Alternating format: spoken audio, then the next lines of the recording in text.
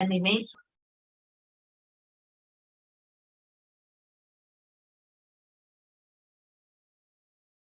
only an avatar can decode the Akashic readings, as the avatar of Paramashiva, the Supreme Pontiff of Hinduism, has graced humanity with the blessings and darshan of in the form of Devi Parashakti, revealing answers to questions to the yearning of seekers as solutions, breakthroughs, and liberating humanity from pain and suffering.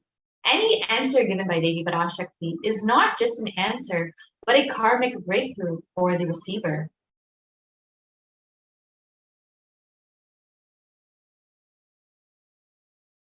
So the Shastra Pramana, or the scriptural Akashic reading, is from the Vijnana Vaidava. Verse translates, Bhagavan Paramashiva says, looking at the spotless infinite etheric space, Akasha, beyond the sky and clouds, one should fix one's gaze from the third eye without blinking, continuously, and make the body and inner space steady and motionless. In that very moment, O Devi, one attains the nature and powers of the infinite space, Vaidava.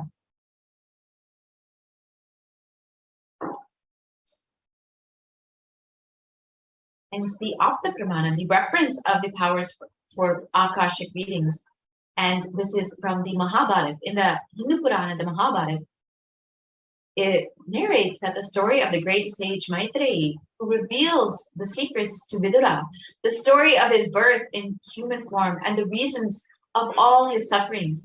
Sage Maitreya accessed the Akashic records and told Vidura that he was not an ordinary man, but was in fact an incarnation of Yamaraj, the Lord of Death. He was to play the part of a soul called Shudra for 100 years, being cursed by Mandukamu.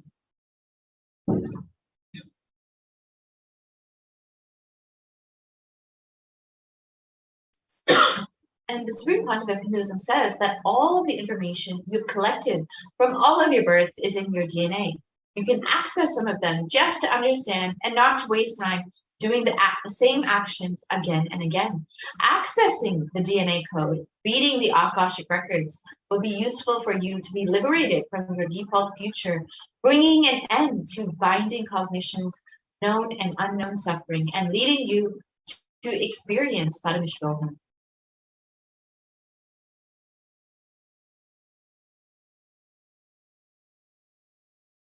And only an avatar can alter the Akashic. Initiated Balasans can view the Akashic records. It is only an avatar who can alter, edit, upgrade, and change the Akashic records. During the darshan and dikshas, the Supreme Pontiff of Hinduism blesses and upgrades the Akashic records as per the prayer of the devotee.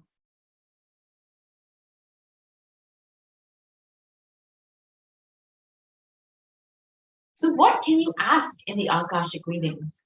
You can learn the most accurate and unbiased answer to any question about your life, destiny, purpose, or any everyday part of your life. Be spiritually healed of physical and emotional problems with just a look or touch. You can understand the reasons behind your life's happenings, and you can receive blessings to fulfill your right desires. And you can ultimately get clarity to redesign your future.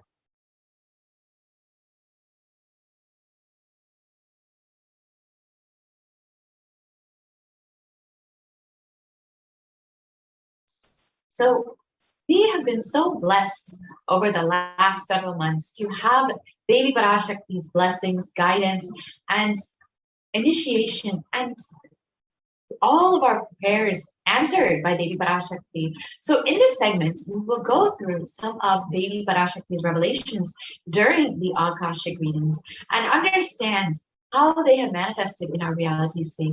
Devi has been continuously blessing people individually, but also has been guiding humanity through various revelations. So let us enter into this segment and understand what Devi has revealed.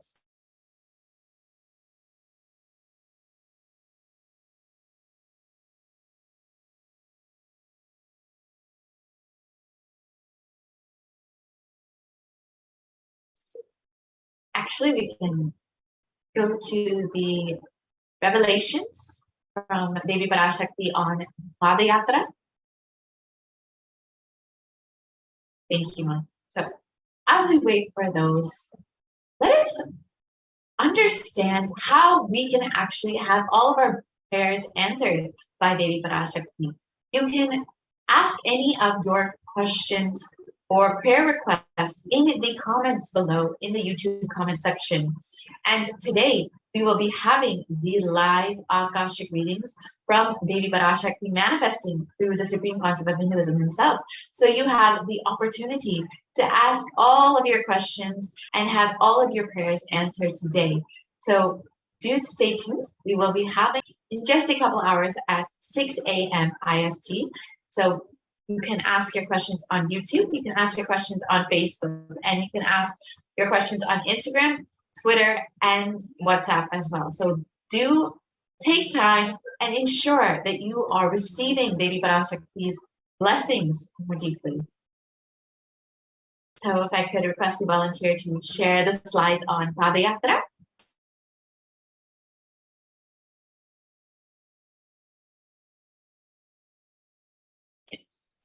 So as we wait, let us understand what Devi Parashakti has revealed. So as all of us know, the after effects of Pralaya are still very severe. Humanity is still undergoing everything of this cosmic deluge, this Pralaya, and thousands of deaths due to the global pandemic, the emerging fungal epidemic, and along with the record number of natural disasters, have taken a huge toll on humanity's collective psyche, leading to an increase in poverty, malnutrition, depression, and mental health issues. So what has caused this? Who is behind this, and how could we have avoided this? What is the solution for all of this? In this segment, let us go through a scientific and statistical understanding of Devi Parashakti's revelations on the cause and solution of this Pralaya.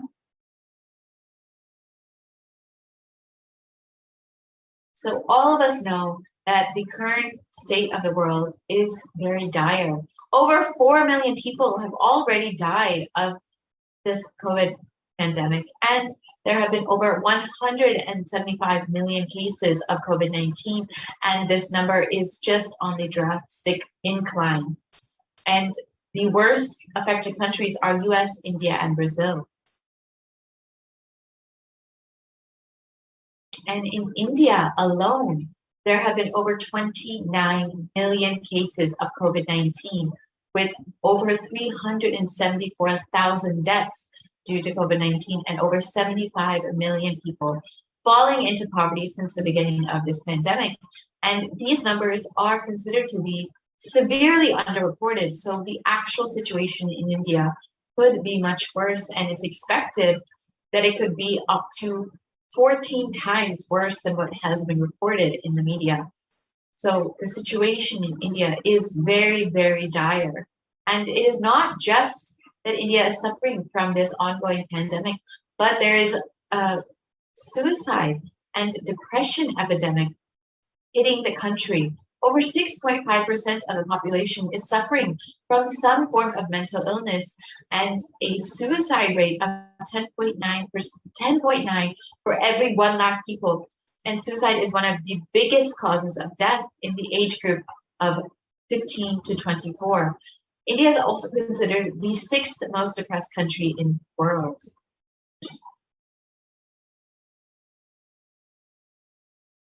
And India is not just suffering from this ongoing pandemic and the suicide epidemic, but natural disasters have been devastating the country. We've all heard of the cyclones in Kerala and most recently the floods in Maharashtra. And as all of this is going on, we are preparing for the third wave, which is looking to be inevitable in India.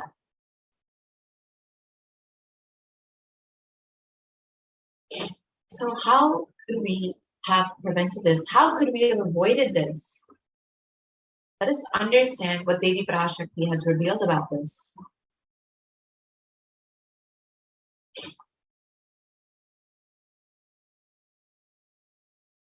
இரண்டாயிரத்திருபத்திரண்டு வரை India செல்ல வேண்டாமா என்று இன்றாய் நன்றாய்த் தெரிந்துகொள், சொல்வதைப் புரிந்துகொள். இந்த பெருநரகமான கிருமி போஜனம் இந்தியாவிற்குள் வரக்கூடாது என்பதற்காக 2020 பாரதம் முழுவதும் 12 ஜோதிர்லிங்கமும் பாத யாத்திரை செய்திடவே என் மகன் மூலமாய் திட்டமிட்டிருந்தேன். படுபாவிகள் ஓடத்தின் மாலுமியை ஊர்விட்டு துரத்தினார்கள். என்ன நடக்கிறதென்று பார்.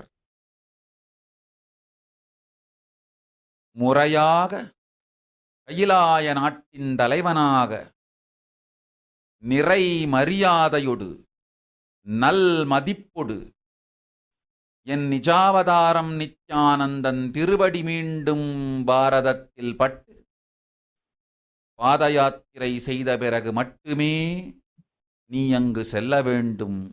அதுவரை உன்னை காத்து. ஓம் ஓம் ஓம். So let's understand Devi Parashakti's revelations mapped into English.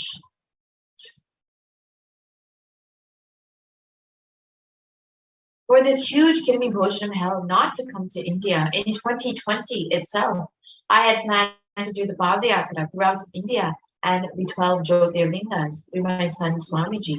They chased the captain of the ship out of the country. See what is going to happen.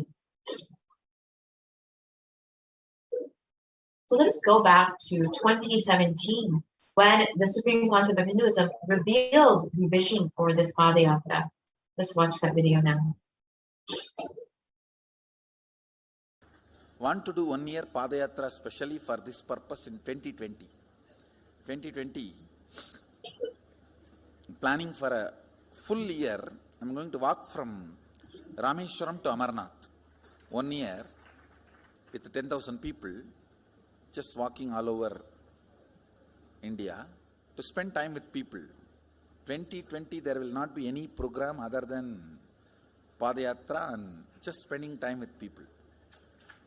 Just walking. Of course, 10,000 people will be walking with me. Maybe 200 vehicles to carry our food and all the other items, transportation. Enjoying the river banks, forests, and time with nature. 10,000 people manifesting powers. Walking from village to village. What do you think will happen?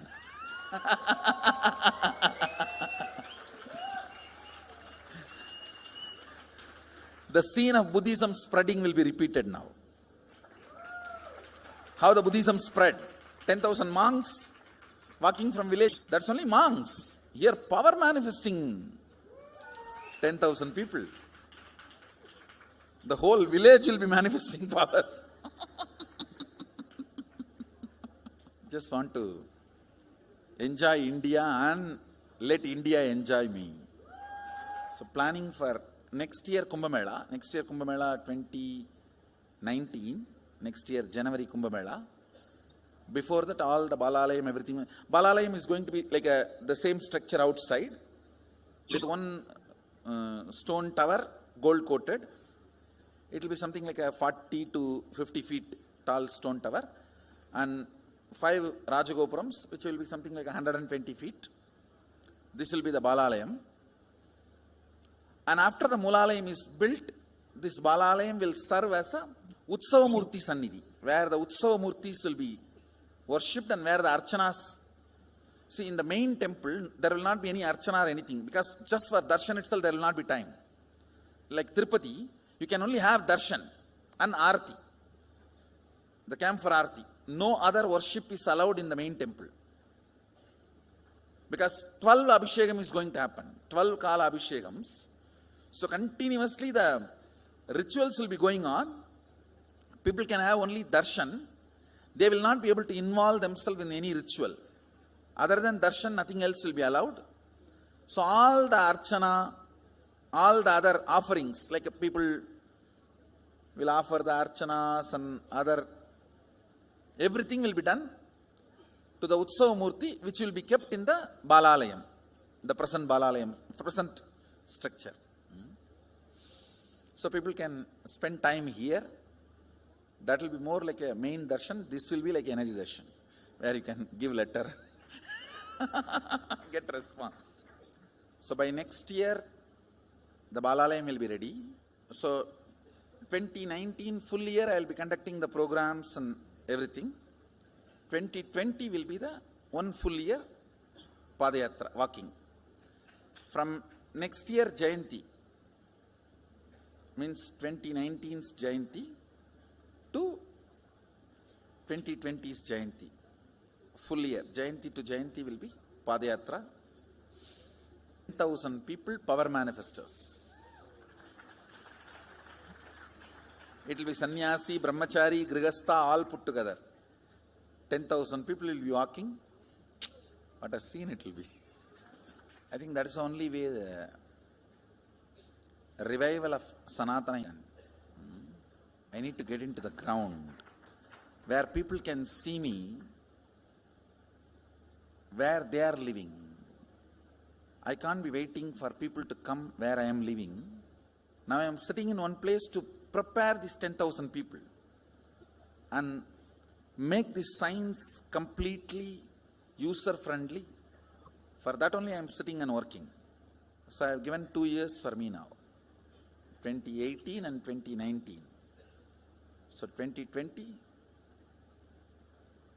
before that 10,000 people will be ready to walk with me, manifesting powers. We will literally solve every person's problem in every village. The way we are walking, the path, route we are taking, physical healing or mental healing, or it's a too big visualization. How will you visualize? What will happen if 10,000 power manifestors enter into a village and ask people, tell me your problem now, come on, let's sort it out. Understand, 1,200 years before in Tiruvannamalai temple carvings, how the baby will be in the womb in second month, third month, all that is detailed way carved, it is there. Yes, so we can, next slide please. So the Supreme Concept of Hinduism reveals the vision for the Padayatra and stated that this would literally would be like the scene of Buddhism spreading again. And we would see that we would see that literally Hinduism would be revived in once again from 10,000 people walking with the Supreme Concept of Hinduism. So people can see the Supreme Concept of Hinduism where they are and can receive his blessings and solutions for every problem. So since the age of 10, the Supreme Concept of Hinduism has been enriching people and preparing them for this Padayatra to save them from this pralaya and to ultimately give them the experience of super consciousness.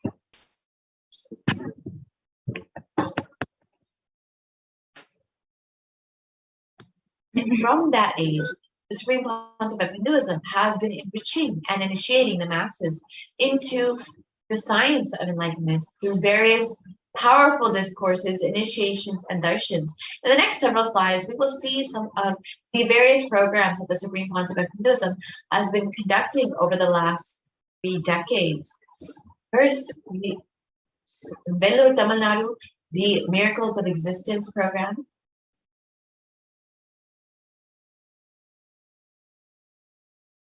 In Rasipuram, Tamil Nadu, what is the need for a guru?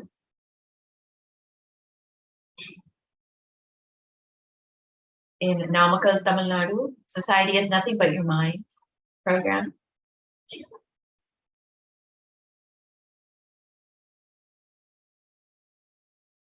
In Salem, Tamil Nadu, the Nithyananda program.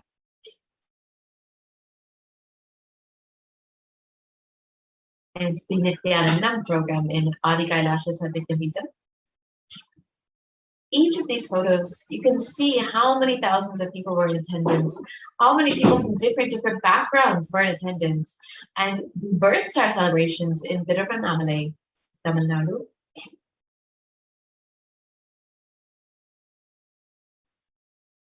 The Jayanti celebrations in Adi Kailasha Sapiki.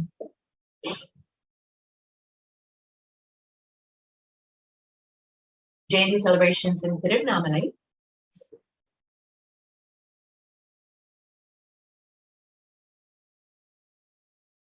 The Nithyananda program in Chennai, Tamil Nadu.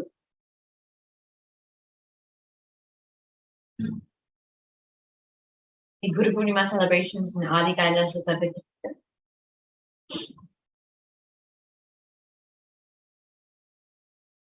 The Bhakti Spurna program.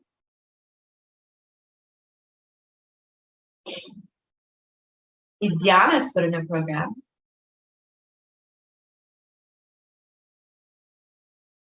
And the Little Anandas program, which was specifically to initiate the youth to be initiated into the science of enlightenment.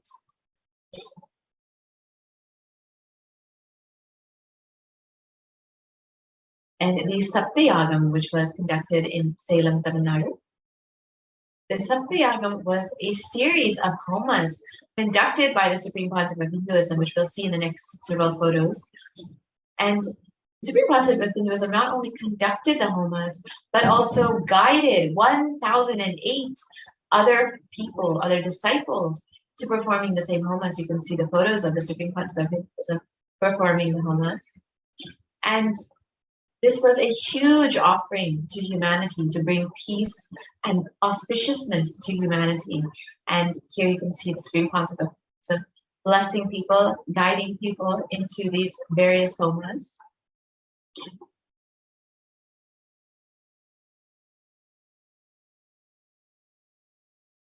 Yes, more photos of the various celebrations.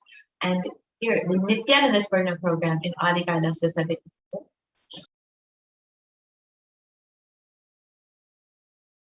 And the Nithyananda Spurna program in Salem, Tamil Nadu. And all of these programs, the Supreme Pontiff of Hinduism was tirelessly working to reach every individual, to bring the science of enlightenment to the world, and to ensure that people are able to survive this pralaya and to ultimately have the superconscious breakthrough for which the avatar himself has taken the advent onto earth. However, the anti-Hindu elements have made it nearly impossible to do the re-energizing process by driving the Supreme Pontiff of Hinduism out of India.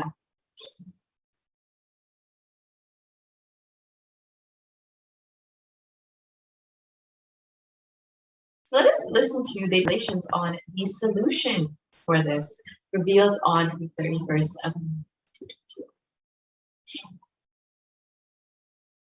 2022 வரை India செல்ல வேண்டாமா என்று கேட்கின்றாய். நன்றாய்த் தெரிந்துகொள், சொல்வதைப் புரிந்துகொள். இந்த பெருநரகமான கிருமி போஜனம் இந்தியாவிற்குள் வரக்கூடாது என்பதற்காக 2020 பாரதம் முழுவதும் 12 ஜோதிர்லிங்கமும் பாத யாத்திரை செய்திடவே என் மகன் மூலமாய் திட்டமிட்டிருந்தேன். படுபாவிகள் ஓடத்தின் மாலுமியை ஊர்விட்டு துரத்தினார்கள். என்ன நடக்கிறதென்று பார். முறையாக கைலாய நாட்டின் தலைவனாக நிறை மரியாதையொடு நல் மதிப்பொடு என் நிஜாவதாரம் நித்யானந்தன் திருவடி மீண்டும் பாரதத்தில் பட்டு பாத யாத்திரை செய்த பிறகு மட்டுமே நீ அங்கு செல்ல வேண்டும். அதுவரை உன்னை காத்து செல்லாதே. ஓம் ஓம் ஓம். So they revealed that only when the supreme concept of Hinduism is received in India again with great reverence and respect, and as the head of Kailasa nation, and is able to perform the Padayatra and do the re-energizing process of the 12 Jyotirlingas, only then will we see an end to this pralaya in India. And as we look around, we see what the great rishis of the Vedic civilization have forewarned as this Kali Yuga.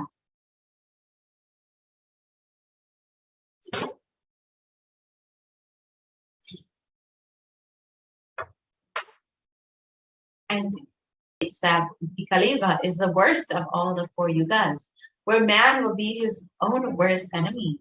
And the translation of this verse,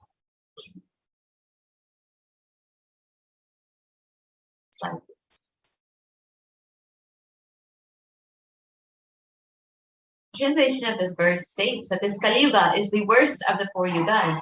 In all the worlds, people are sinful and forget the dharma of the 4 Vadas. In fact, men are so sinful that no prescribed penance atones for their great sins.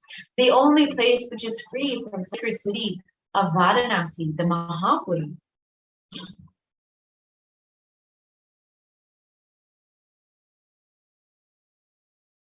And Kurma Purana continues on and states that the Lord Rudra, Paramashiva himself, is the avatar for the Kali Yuga, and it states that Brahma is the presiding divinity or Devata, the Lord for the Krita Yuga, the first cycle of time. In the Treta Yuga, the second cycle of time, it is Bhagavan Ravi, Surya, in which appeared Sri Rama. The Dvapara Yuga, the third cycle of time, the presiding divinity is Vishnu, and in the Kali Yuga, the fourth cycle of time, the current age, the presiding divinity, the avatar is Rudra, Lord Maheshwara, Mahasadashva himself.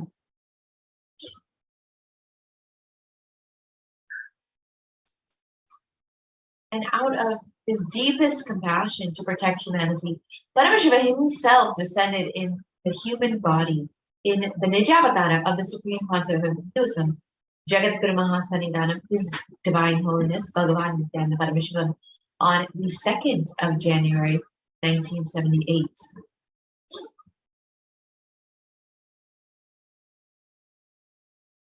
And if Paramashiva himself, the Supreme Concept of Hinduism, had waited even one more year to take the human form, it would have been too late for humanity. 1979 would have been too late. So let us watch that video and understand what this exactly means in the words of the Supreme Concept of Hinduism itself.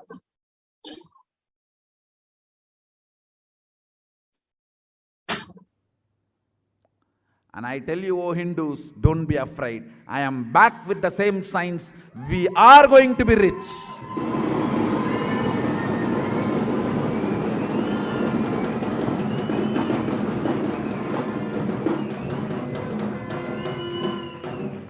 It is not lost. Just the last minute climax. Before it was going to be put off, I've happened.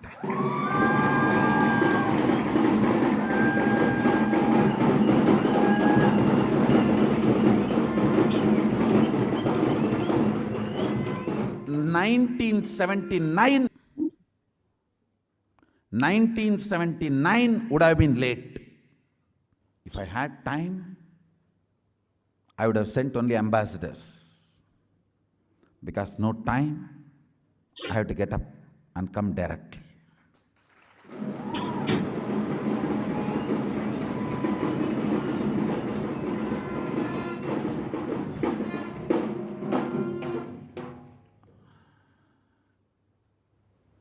O Hindus, feel blessed. Science is not dead. It is available. I have everything needed to bring that science back to life and establish its legitimacy.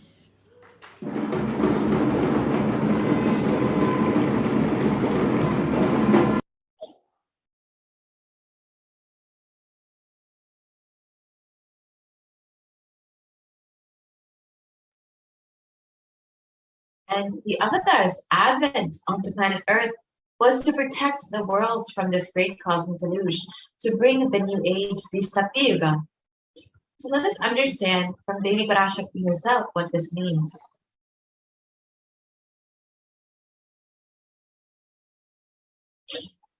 ஓம் ஓம் ஓம் உலக மக்களே கேளுங்கள். கலி முற்றி கலி கழிந்து புதுயுகம் சத்தியயுகம் புறப்பட வேண்டிய காலம் வந்ததனால் வந்திருக்கின்றது இந்த பெரும் பிரளயம்.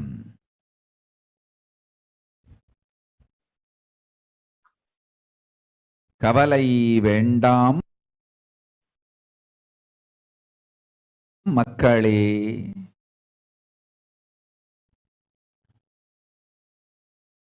நித்யானந்தன் வடிவம் தாங்கி நாமே இங்கு வந்திருக்கின்றோம். நித்யயுகம் செய்வோம், நித்யயுகம் சத்தியயுகமாய் மலரும் இங்கு. ஆனந்தமாக இருங்கள். So let us understand what Devi has revealed in English. People of the world, listen. Kali Yuga has matured, and over time, it has come for Satya Yuga to happen. So this great Pralaya has come. Don't worry, people, in the form of Nithyananda. I myself have come here. I will make Nitya Yuga. Nitya Yuga will blossom as Satya Yuga. Be blissful.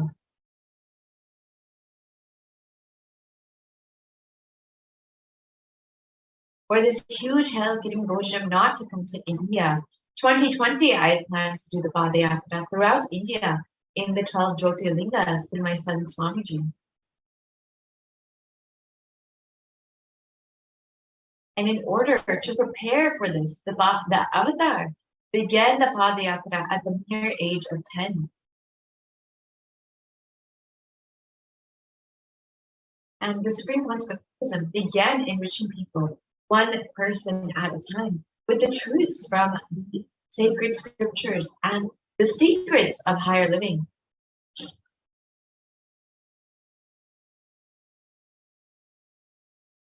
Even as the Supreme Concept of Buddhism was just a teenager, all of his classmates recalled the yatra where the Supreme Concept of Hinduism led them from Gudiyatham, Tamil Nadu to Tiruvannamalai, the birthplace of the Supreme Concept of Buddhism and a huge spiritual pilgrimage site.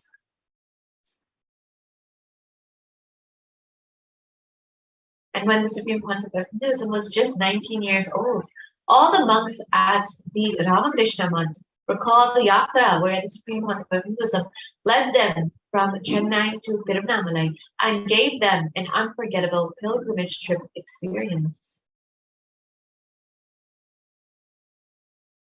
And the Supreme Concept of Hinduism continued walking the length and breadth of India, reaching more and more people and preparing each one until the Supreme Concept of Hinduism founded the international mission, the Nithyananda Sangha, to revive Kailasa internationally on the 31st of December, 1999. And the Supreme Concept of Hinduism established the very first Kailasa enlightenment ecosystem in Tiruchendur, Tamil Nadu on the 14th of 2001. And here you can see the photo of the inauguration day when the Supreme Concept of Hinduism was 23 years old.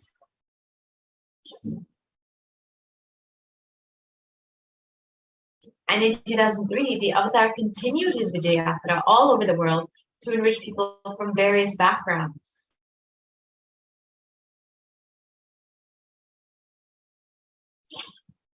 And with the Supreme Concept of Hinduism's intensity and dedication for the people, even among crowds where thousands did not understand English, the Supreme Concept of Hinduism's voice resonated deeply and moved each one to tears.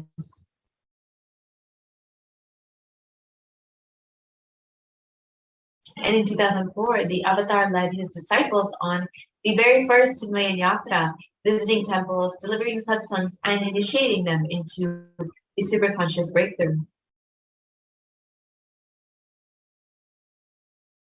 And subsequently, the Avatar personally organized and led yatras yearly and guided individual souls not just to physical spiritual sites, but to supernal spiritual realms. And in 2006, the Padayatras were taken to the next level with the Kodikan Padayatra, where thousands, crores participated and were impacted by Nithyanandeshwara and Nithyanandeshwari, who traveled from city to city blessing people.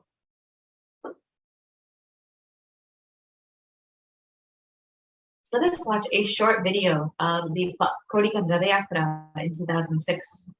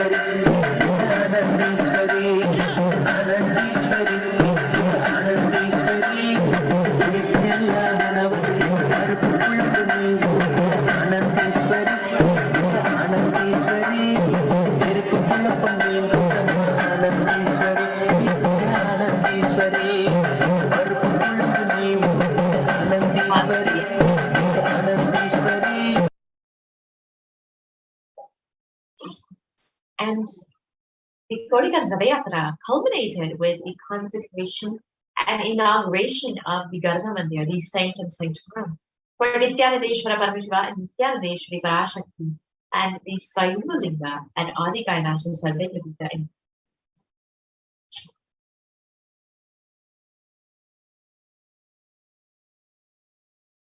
And the deities were energized as Akchavataras to radiate the energy of Paramashiva and Parashakti to create the Adi Kailasha Sarveta as a ship to save humanity from this upcoming pralaya.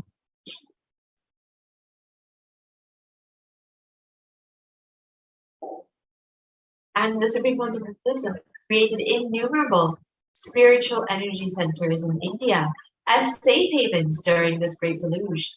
And just a few are the Kailasa in Tiruchendur, the Adi Kailasha Sarveta in Bangalore, and the Kailasa in Hyderabad.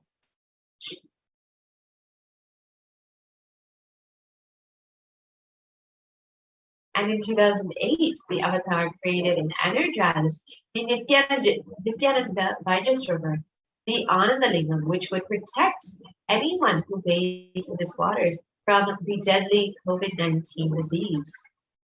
Let us watch a short video of the Supreme Pontiff performing Abhishekam for this Anandalingam. नमस्सहस्राक्षाय च शतधन्वने च नमो गिरिशाय वजिपिविष्टाय च नमो मीढुष्टमाय च शुमते च नमो स्रस्वाय च वामनाय च नमो बृहते च वर्षीयते च नमो वृद्धाय च संवृद्धने च नमो अग्र्याय च प्रथमाय च नम आशवे च जिराय च नम शीघ्रियाय च शीभ्याय च नम ऊर्म्याय च वस्वन्याय च नम स्रोतस्याय च दीप्याय च नमो ज्येष्ठाय च कनिष्ठाय च नमः पूर्वजाय च परजाय च नमो मध्यमाय च पगल्भाय च नमो जगन्याय च बुद्ध्याय च नमः सोभ्याय च प्रतिसर्याय च क्षेम्याय च नमः उर्वर्याय च खल्याय च नमः श्लोक्याय च वसान्याय च नमः वन्याय च कक्ष्याय च नमः श्रवाय च प्रतिश्रवाय च नमः आशुषेणाय च आशुरथाय च नमः शूराय च वभिन्दते च नमो वर्मिणे च वरुथिने च नमो बिल्मिने च कवचिने च नमः श्रुताय च श्रुतसेनाय च नमो दुन्दुभ्याय च हनन्याय च नमो धृष्णवे च प्रवृषाय च नमो दूताय च प्रहिताय च नमो निषङ्गिने च शुधिमते च नमस्तीक्ष्णे च इधिने च नमस्वायुधाय च सुधन्वने च नमस्कृत्याय च पथ्याय च नमः काट्याय च नीप्याय च नमः सूप्याय च सर्वस्याय च नमो नाद्याय च वैशन्ताय च नमः कूप्याय च भट्याय च नमो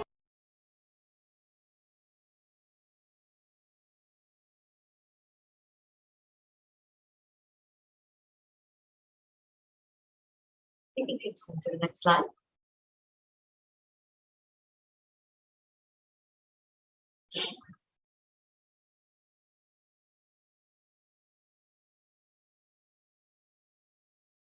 Yes, we can move to the next.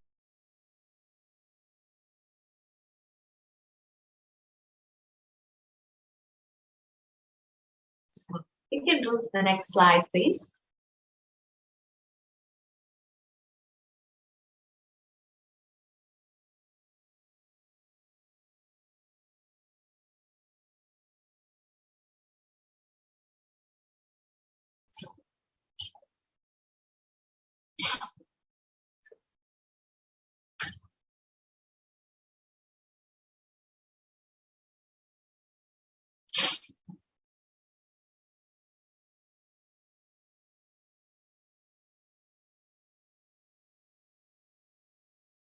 Yes, ma'am. We can move to the next slide, please.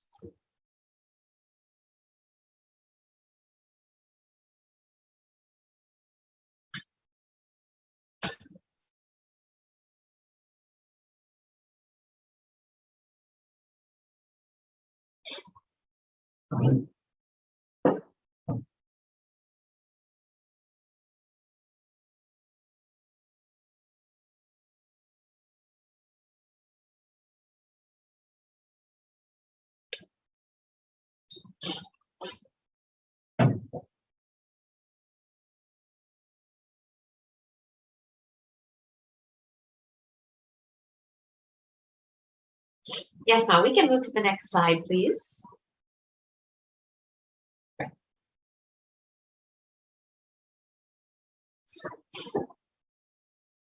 Sorry for the technical glitch.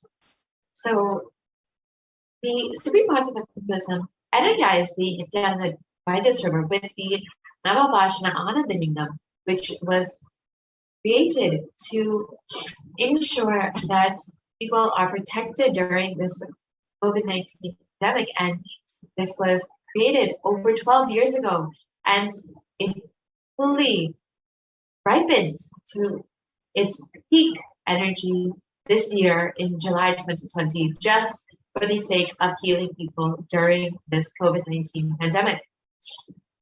And the avatar has also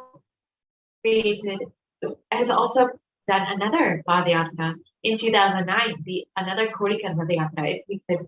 I could request the volunteer to project the slides for the Padayatra, the Kodika Padayatra in 2009.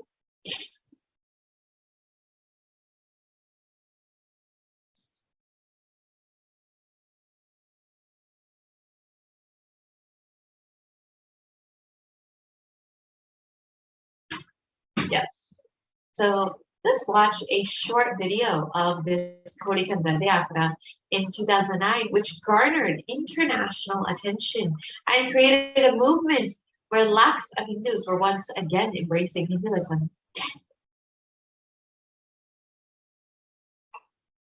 போல நின்பதம் கண்ட என் மனம் நித்ய சத்குரு நித்ய சத்குரு நித்ய சத்குரு நித்யனே நித்ய சத்குரு நித்ய சத்குரு நித்ய சத்குரு நித்யனே நின்முகம் நீனைந்து இங்கு நிர்மலமாகவே ஆனதே இதய சக்கரம் அனகதமும் இனிமையோடு திறந்ததே நித்ய சத்குரு நித்ய சத்குரு நித்ய சத்குரு நித்யனே நித்ய சத்குரு நித்ய.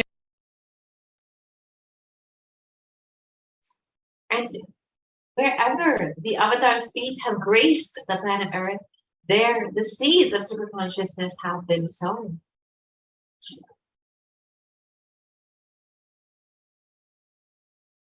And with over 1,000 plus Kailasa enlightenment ecosystems all over the world, over 1 billion people have been enriched and enriched by the supreme concept of Buddhism.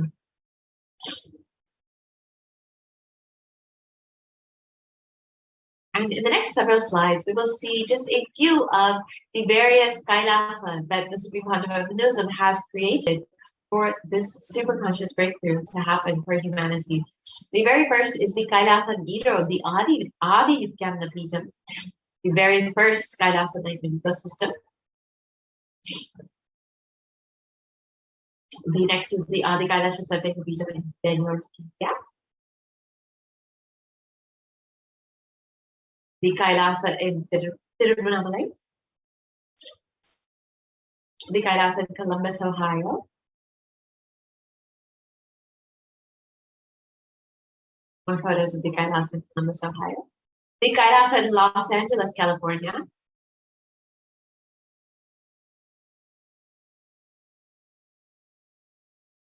The Kailasa in San Jose, California. The Kailasa, again, more photos of the Kailasa in San Jose. The Kailasa in Seattle, Washington.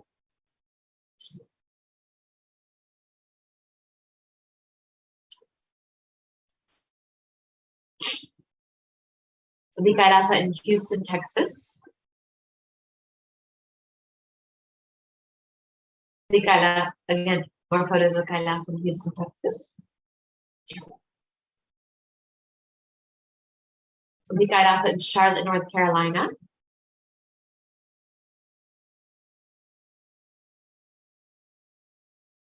The Kailasa in New York.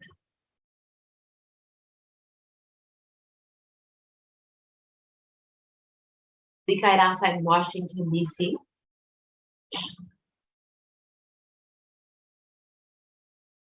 The Kailasa in Toronto, Canada.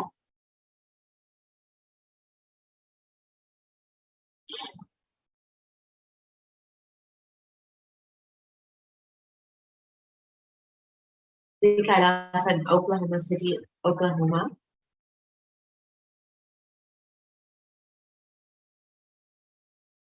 The Kailasa in Phoenix, Arizona.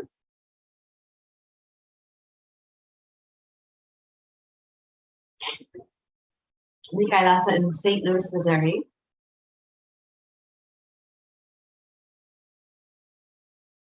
The Kailasa in Oman.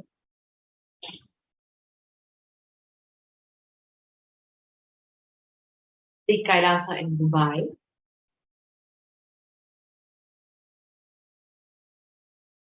The Kailasa in London, UK.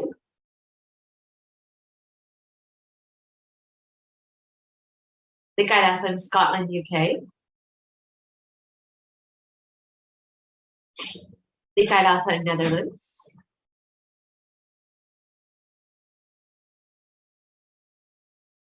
The Kailasa in Slovakia.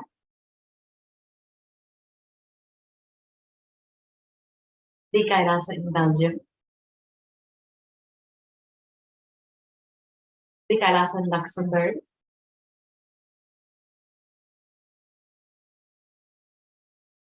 The Kailasa in Austria. The Kailasa in Germany.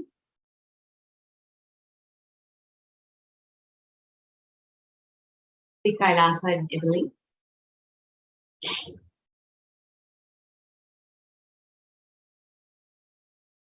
The Kailasa in France.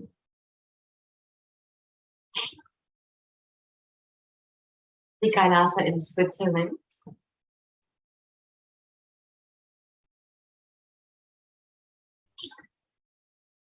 The Kailasa in Mauritius.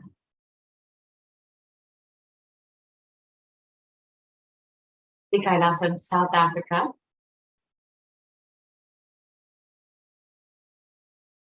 The Kailasa in Salem.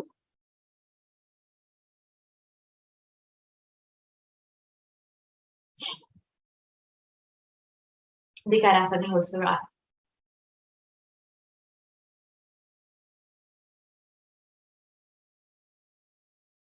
The Kailasa in Patna.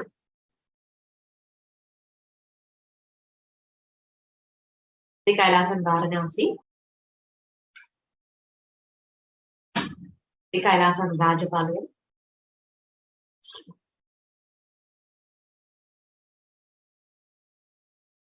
The Kailasa in Hyderabad.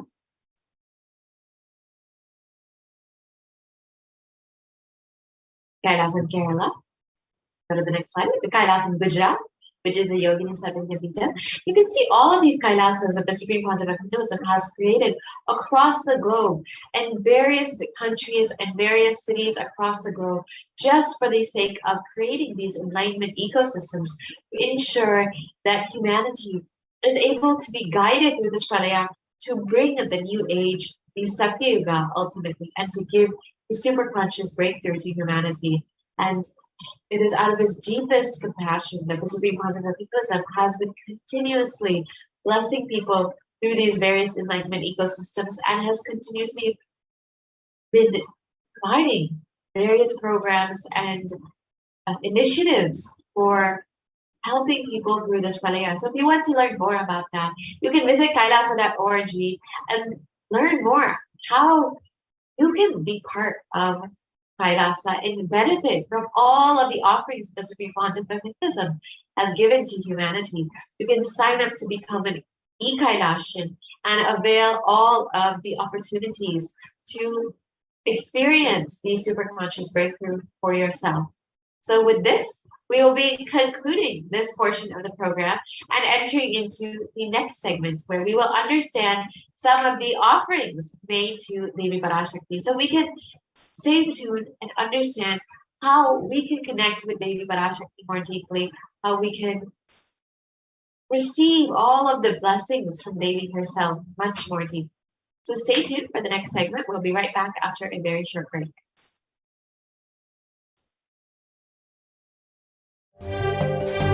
காளியின் ஆட்டத்தை ஆனந்தத்தை ஆனந்தத்தொடு ஆடிய ஆட்டத்தை கண்டோர் உயிருக்குளெல்லாம் இறங்கி குண்டலினிவில் உயிர்ப்பிக்கச் செய்து மாய மனத்தின் இருளை அகற்றி மாயம் அழித்து மங்களம் தந்து குரு பக்தியும் சிவ பக்தியும்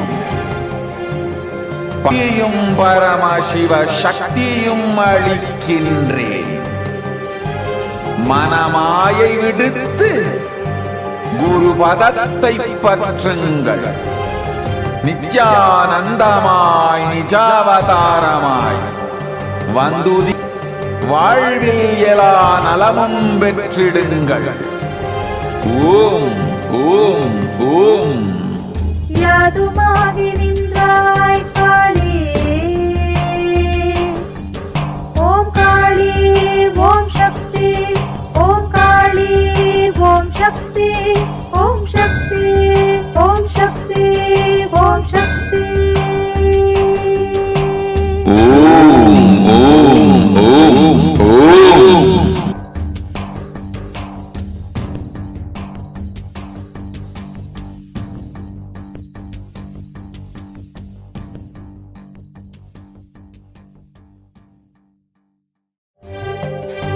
காளியின் ஆட்டத்தை ஆனந்தத்தை ஆனந்தத்தொடு ஆடிய ஆட்டத்தை கண்டோர் உயிருக்குளெல்லாம் இறங்கி குண்டலினிவில் உயிர்ப்பிக்கச் செய்து மாய மனத்தின் இருளை அகற்றி மாயம் அழித்து மங்களம் தந்து குரு பக்தியும் சிவ பக்தியும்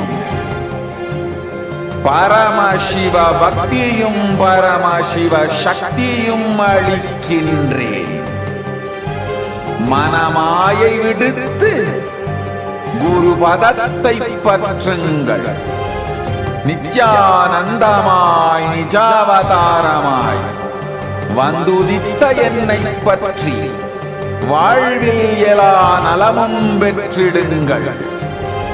ஓம் ஓம் ஓம். யாதுமாகி நின்றாய் காளி, ஓம் காளி ஓம் சக்தி, ஓம் Nithyanandam, and welcome back to all the participants, to all of the viewers who are joining us for this program. As we are entering into the next segments, and we're going to be having once again the live Parashakti Akashic reading at 8 a.m. Indian Standard Time. And each and every one of you can experience the most beautiful, intimate, sacred space of the very cosmic womb of Devi Parashakti. You will literally be able to manifest a breakthrough in your life. You'll be able to ask your questions, receive healing, have the ultimate breakthrough. And you will see how so much in your life reveals itself to you and how you literally are able to play a part in the grand Leela of the cosmos. Now, in this next segment, you'll now be understanding how you can make different offerings today. The various different offerings of that you can make to Devi Parashakti. So if I can request the slides to be shared. And once we project that, we'll get into today's segment on the various offerings that you can make for Devi Parashakti. An offering is made out of pure love and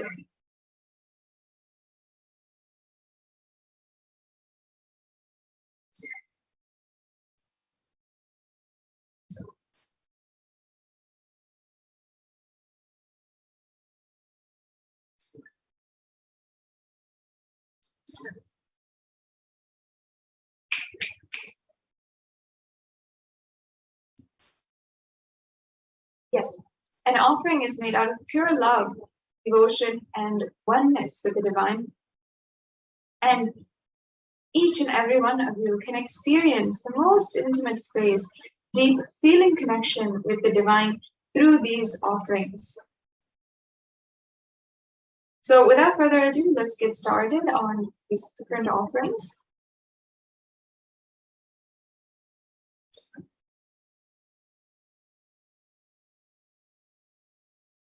An offering is is a giving of a divine gift out of pure love, devotion, and oneness. And it consists of two parts. One is giving and the other is accepting. Only when an offering is made out of pure love and gratitude, it can actually be accepted. And only when it is accepted, it is complete. An offering never has any component of fear or greed a part of it. And when you make an offering, you simply become a part of the grand Leela of the avatar.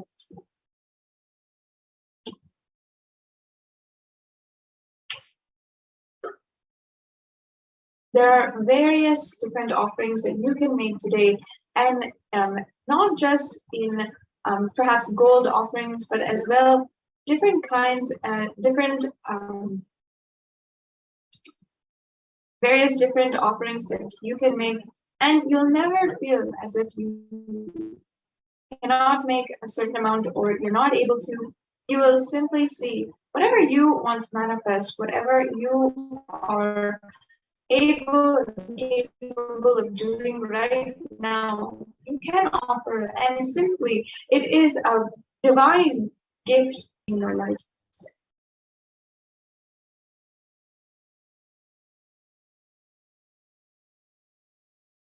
Press the slide share to start. We have the Igundi offering, the Sankalpa offering, as well the Sankalpa offering, and as well even the gold offerings such as the Swarna Metti, the Swarna Mantika, the Swarna Padma Pushpa, and many of these are offerings that you can make in various different levels. So if you feel that you're not able to make it in a certain level or for a certain amount of money, you can make it for a different level. And there's also the offerings that you can make directly to the Supreme Quantum of Buddhism himself as well.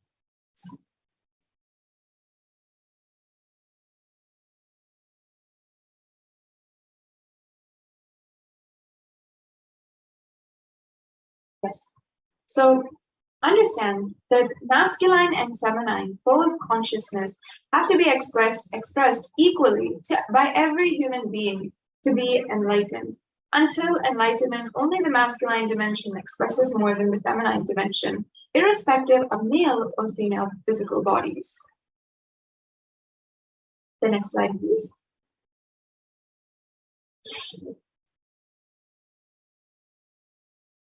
And every human being has to complete with these 5 dimensions to achieve enlightenment. One is the Pitrus, or the ancestors. The second is the Kula Devatas, the family deities. The third are your parents. The fourth is nature. And the fifth is the Guru.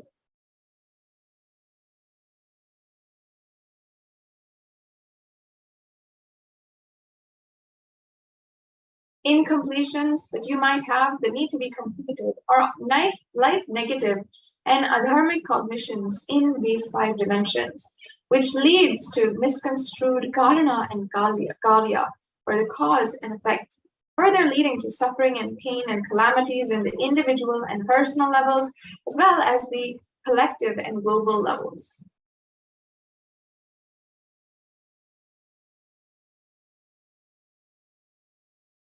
And being sensitive is being aware in gratitude to life. Everything from the air we breathe, the place that we sit, the energy to feel, energy to celebrate that you exist, everything is something that we can be grateful for.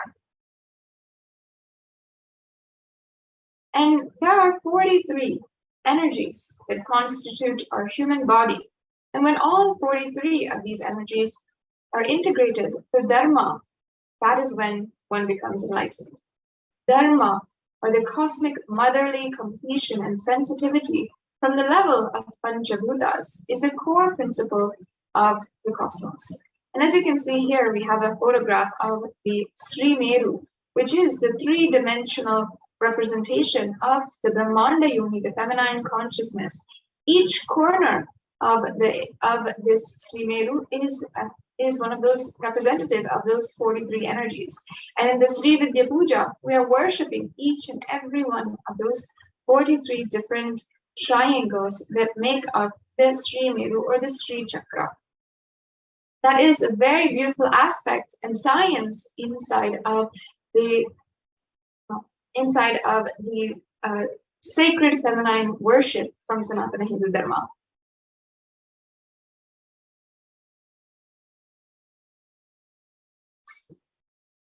And awakening the sacred feminine is key to enlightenment. When awakened man expresses the sacred feminine consciousness, great revered leader. And he becomes a great revered leader. When awakened woman expresses sacred feminine consciousness, she becomes Devi, the cosmic mother, expressing powers.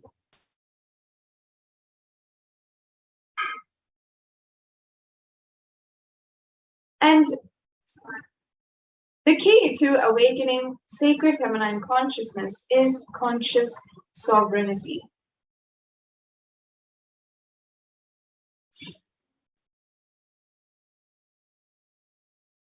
And out of millions of paths, the easiest, sweetest, most beautiful path to enlightenment is the connection with the cosmic mother, the cosmic feminine consciousness, and Devi Parashakti.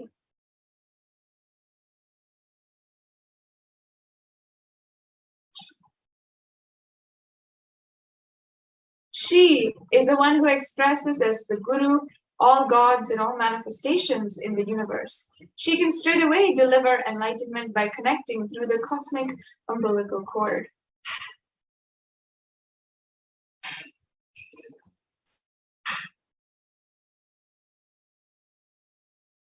And when you make these offerings, you should understand that offerings are not to the benefit of the divine, but to close our gap within divine consciousness.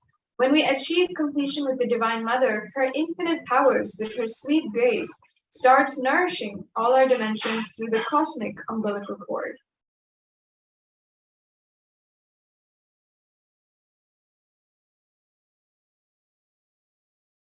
And when we're making an offering, there is nothing too small or too big which you can offer to connect with the Divine Mother. It has to be from a space of love of a child looking at a mother and handing her what it has to share out of her deep love and gratitude.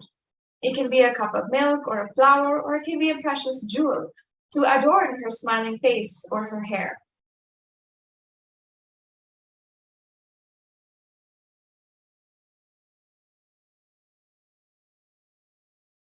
And Vedic rishis have clearly stated the techniques to connect with sacred feminine consciousness, to awaken the same qualities in us. One can connect with Paramashiva through oneness, but with Divine Cosmic Mother, it is only by worshipping her feet with devotion.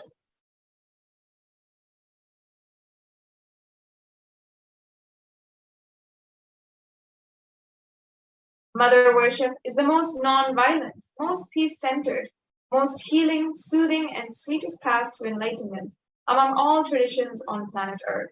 Worshipping includes contemplating, meditating through sacred offerings of mantras and oblations at her feet.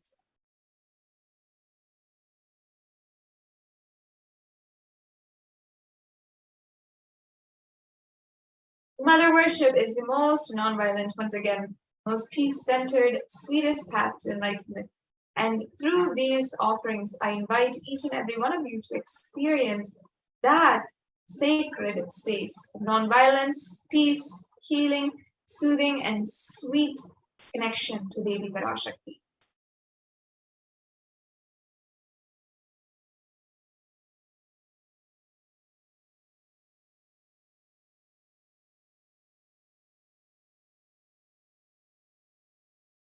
Now let us understand why the divine feminine. How does it make her ultimate?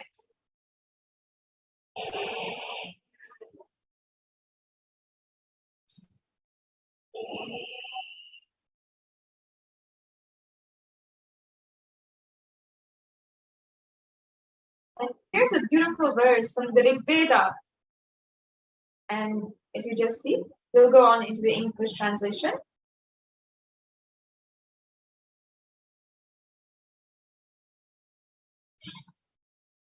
The translation says, I walk as the 11 Rudras, I walk as the Vasus, I walk as Vishnu and other Adityas in all divine forms. Hold aloft Mitra and Varuna, even as Indra and Agni, I do twins too. This is the Rig Veda. And Ekadasha Rudras, Maharudra, Ashtavasus, Dvadasha Adityas, Vishve Devata, all of them are in my retinue. I move around them in my various forms with them as my retinue. I protect all of them, including Mitra, Varuna, Indra, Agni, and Ashwini Devatas.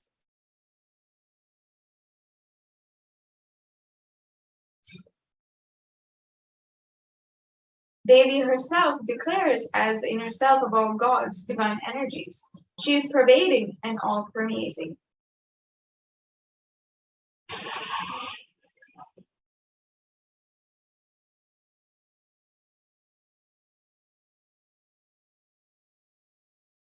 Now, we'll go into the various different offerings to Devi Parashakti.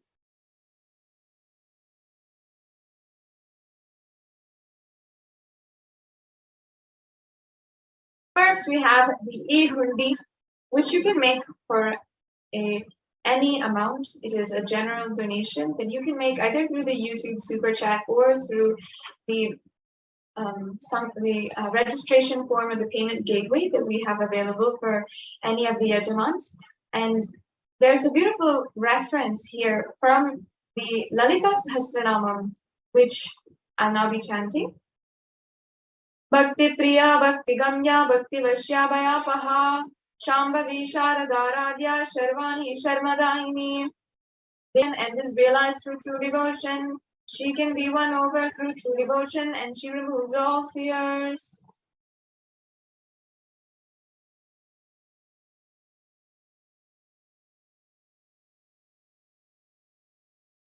If there is any fear in the minds of devotees, you can be assured that Devi Parashakti will remove that fear. It is stated that Devi likes to be worshipped in autumn. Here it is meant that autumn of our lives, when thoughts turn more inwards, the role of the divine is known and understood clearly. The need for Devi worship becomes stronger. And in this verse, Shambhavi is a consort of Shambhu or Lord Shiva. Sharadharadhya means worship by Sharadha. Sharvani means wife of Lord Shiva, and the Linga Purana says that Lord Shiva is called as Sharva in his earth form.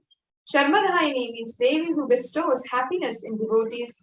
So you can offer your gratitude and devotion to Devi Parashakti by offering your Kanika, and your name shall be chanted out during Jataguru.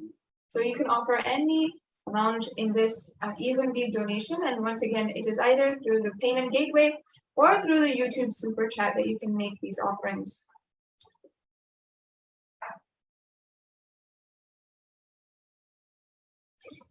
The next we have the Sankalpa offering.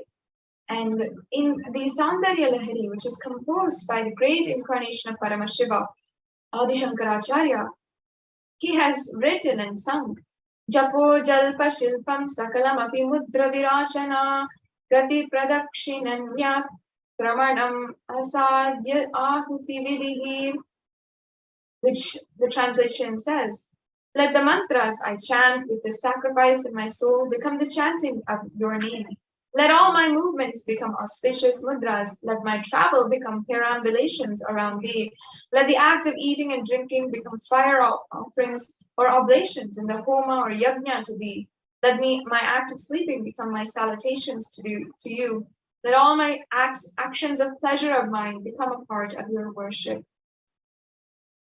It's such a beautiful verse that can literally just cause so much of beautiful connection inside of you. Especially the line, let all actions of pleasure of mine become part of your worship. Let me enjoy you, let me worship you is really what Adi Shankaracharya is meaning and saying here. So in the Sankalpa mantra, you'll simply see how you're worshiping the divine and enjoying the divine. And you'll have the blessings for both the asked and unasked, remembered and forgotten wishes to manifest by the grace of Devi Parashakti.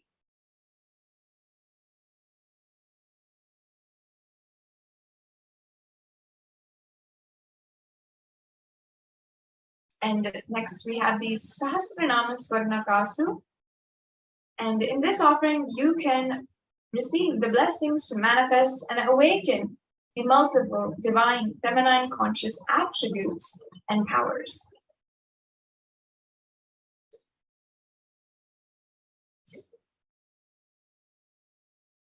The next offering is the Mukta Amuti, or the finger ring with a pearl. And here in another verse, it says, this is from Devi Suktam, verse number 30, where it says, in the English translation, I'll just be reading out. Let the goddess who brings good fortune, who is praised by gods, who is served by Devendra, who is praised by Devas, troubled by Asuras, who is praised and remembered as devotion to her solves all, who is the source of all good in the world, let that goddess destroy all obstacles. And this offering brings blessings for the protection from all dangers and fears.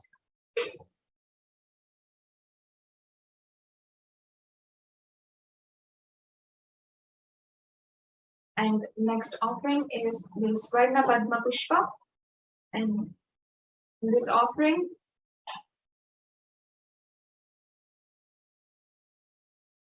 we have the verse from the Lakshmi Ashtakam, where I'll chant Siddhi Buddhi Prade Devi Bhukti Mukti Pradayini Mantra Murte Sadal Devi Mahalakshmi Namostute.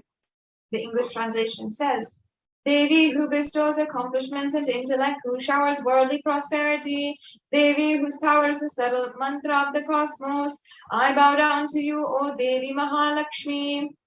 In this offering, you'll literally receive blessings for attracting the positive relationships in your personal and business dimensions. The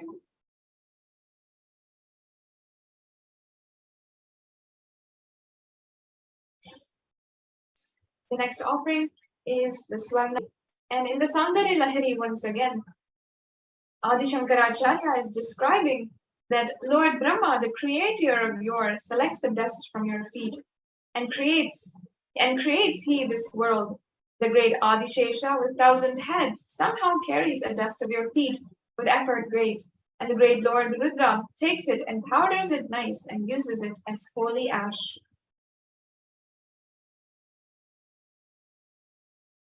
So in this offering of the Swarna Matti, you will have the blessings for a life of leadership qualities by offering worship to the divine lotus feet of Devi Parashakti, achieved by even by worshipping a tiny grain of dust from her feet. The Metti is a gold toe ring to worship by adorning the divine Devi Parashakti's feet.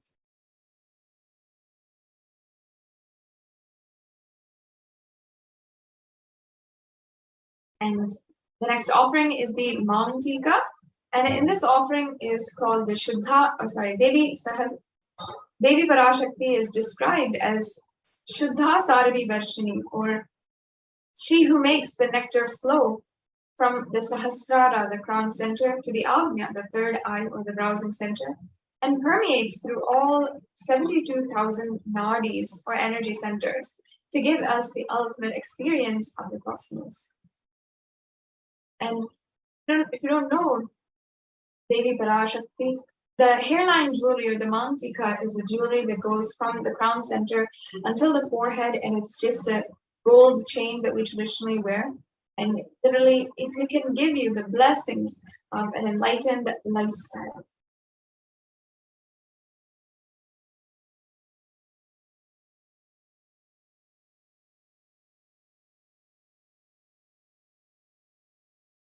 And the next offering we have is the Pratyakshapada Puja. The Pratyakshapada Puja is a very sacred and special offering to the feet of the Guru. And here there's a verse from another composition of Sri Adi Shankaracharya, where he is singing Guru Ragni Padme Manaschenna Lagnam Tatakyam Tatakyam Tatakyam Tatakyam. And the entire verse translation says, my repute has traveled in all directions through my philanthropy and prowess. All the things of this world are in my hands as rewards of my virtues. Yet if one's mind be not centered upon the lotus feet of the Guru, what then? What then? What then? This offering, Devi Parashakti, is literally the Guru or the representation of the Guru. The next slide, please.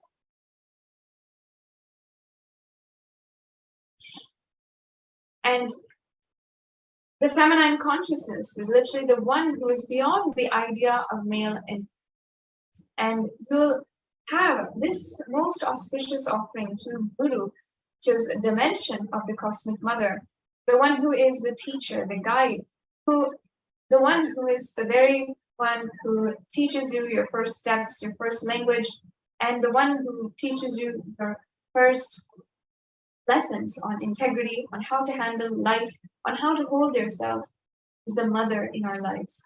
And with that same compassion, the form of Guru, Devi Parashakti, teaches us enlightenment itself.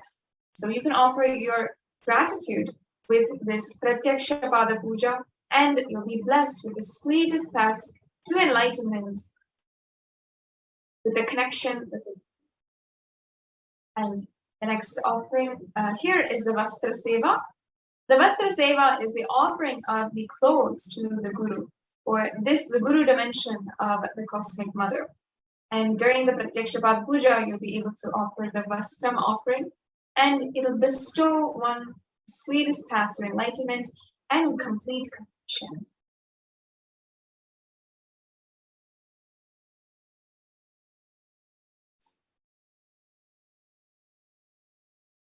And next we have the E-Hundi. So here we have a summary of all of the various offerings that you can do. The E-Hundi offering, the Sankalpa. The E-Hundi offering is an offering you can make for any amount. The Sankalpa offering is an offering you can make for $1. The Devi Sahasranama Kasu is an offering you can make for $75, $151, or $251. The Mukta Anguti is an offering you can do for $251, $501, and $751.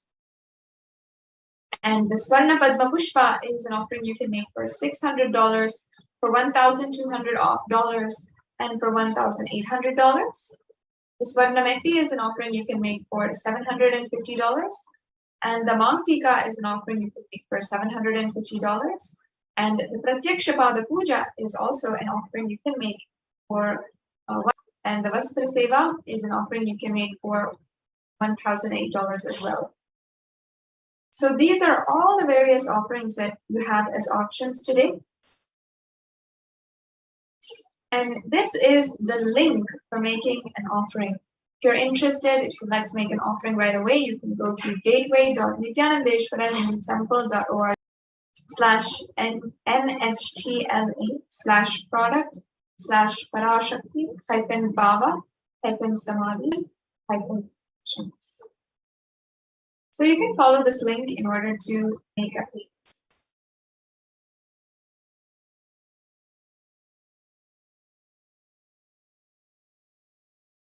So once you follow this link, the page that you'll land on will look exactly like this.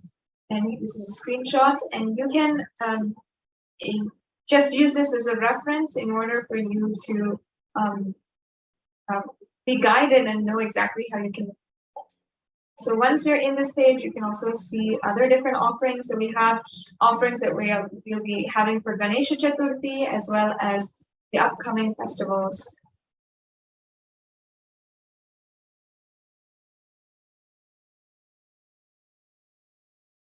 So once you're here, you can go ahead and select the offering that you'd like to make in the drop-down menu. And you can select one of the offerings that you are interested and you are yearning to make as an offering of gratitude to Devi Parashakti.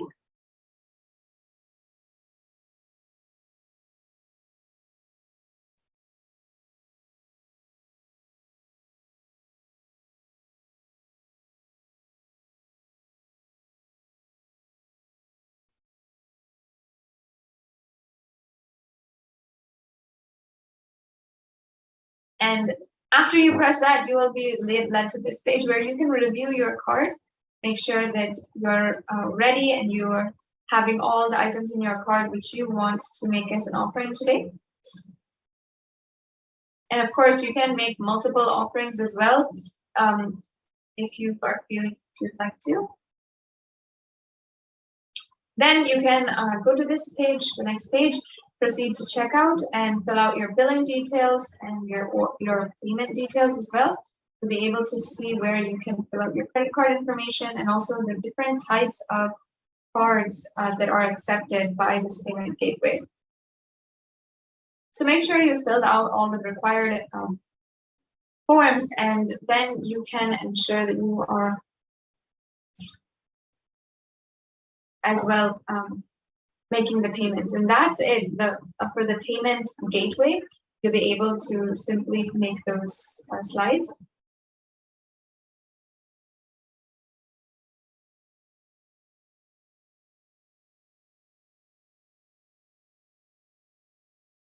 And next,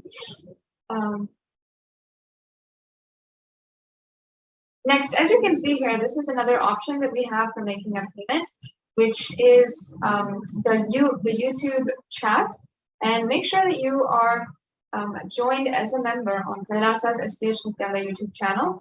If you're joining with us on YouTube right now, you can go to you can just click on join where it says underneath this video so Kailasa's HDH Nithyananda YouTube channel, and right next to that you'll see the join button, and then on the Parashakti then on this video, then once you're joined, you can fill out your payment details as well.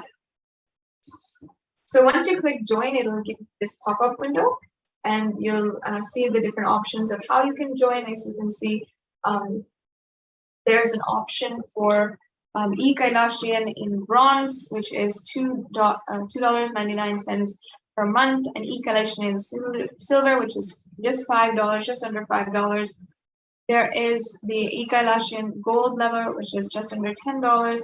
There's the e-Kailashian in the platinum level, which is just under $35. And then the e-Kailashian premium level, which is just under $100.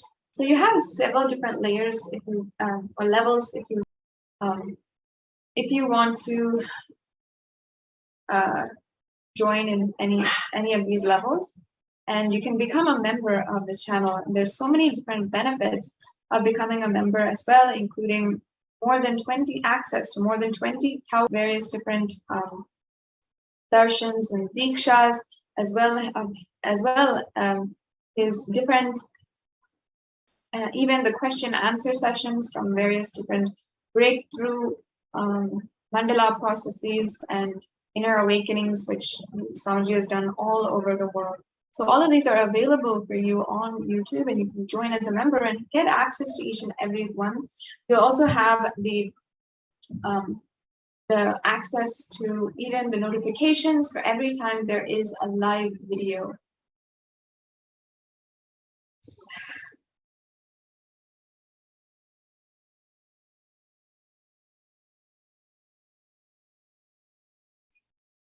Yes.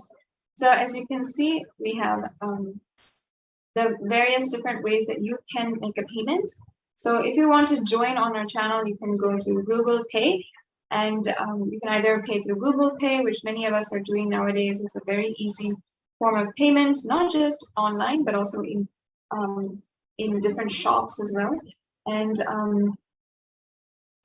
we also have the credit card option and the PayPal option. So if you don't have any other options and really want to make an offering today, use Google Pay or PayPal.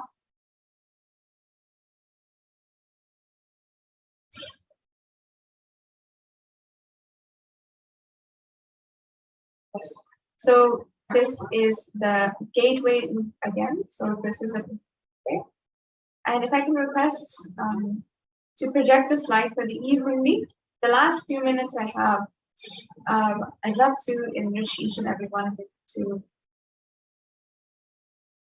to make an offering right now with the e-Hundi offering, and each and every one of you can join in with us, and you'll be able to even have the darshan within just a few hours, the live Parashakti Akashic reading.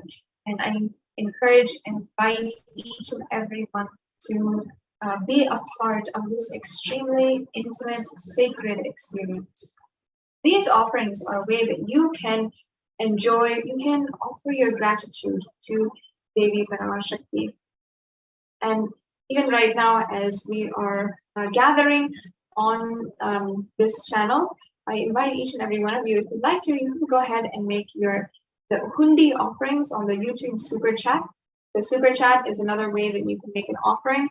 If you're joined as a member of the YouTube channel, you can click the $ in the right-hand side below the chat. And then once you click, see the options either for YouTube, the Super Chat or the Super Sticker. Super Chat is just a general donation that you can make. And Super Sticker is also a sticker that you can send just to show your love in the digital platform to Devi Parashakti. Of course, she is sitting just to receive the love, the devotion, and help take care of each and every one of us. So now, just within a few minutes, we will be entering into the next segment as well. The next segment, we will be introduced to the administrators of the Adi Kailasa Sarvagna Peetham.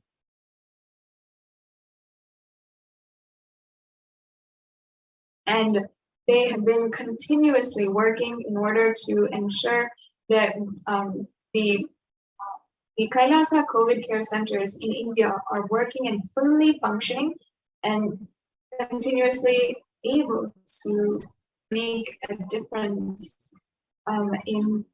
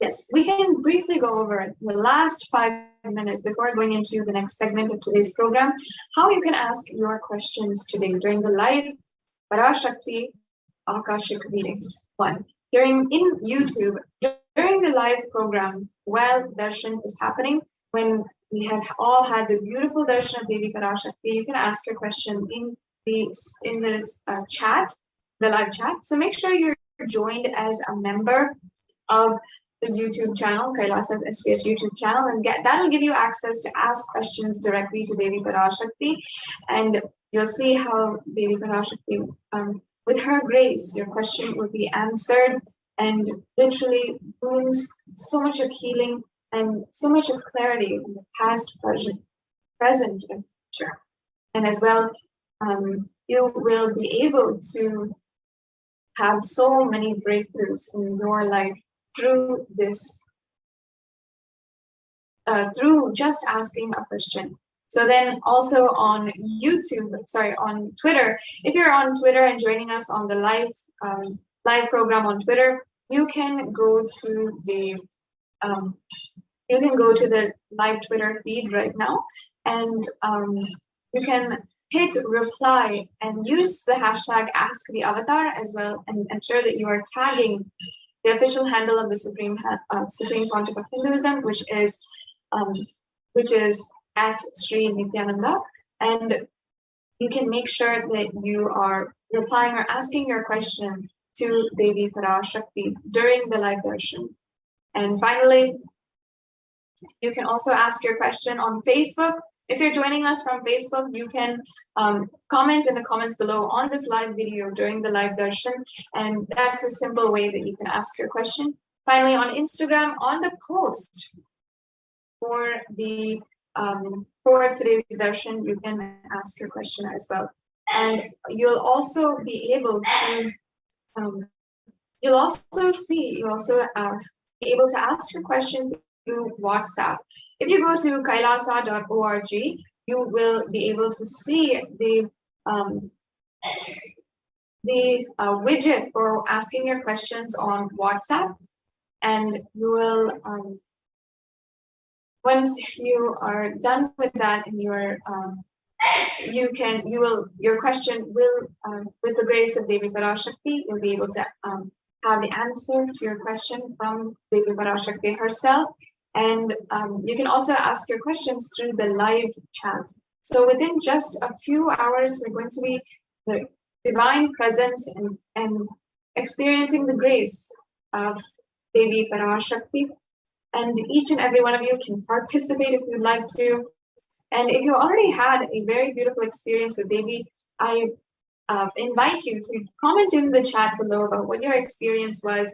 If you've had a breakthrough, many people have shared that they have had breakthroughs in this program, specifically during the Devi Parashakti Akashic reading program, in so many different levels, in the level of health, wealth, in relationships, in so many different ways. Devi Parashakti manifested in their life, and without any effort from their side.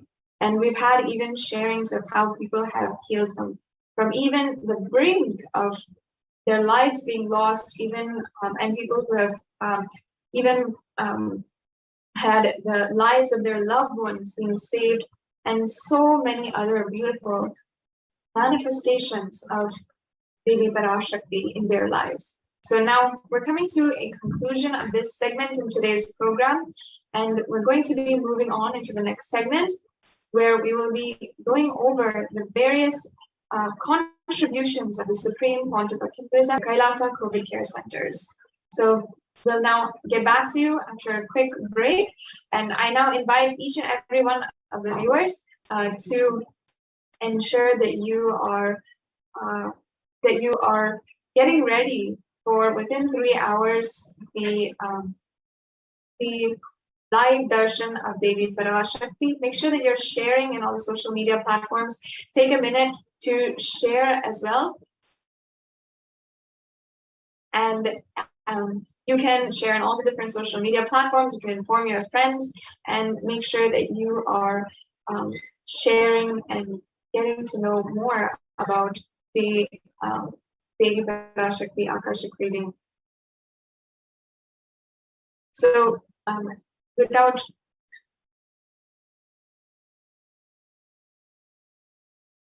and we'll also in this program be hearing from various different devotees who have had the Devi Parashakti Akashic reading, and they will be sharing with us about their experience and how Devi made a breakthrough happen in their lives.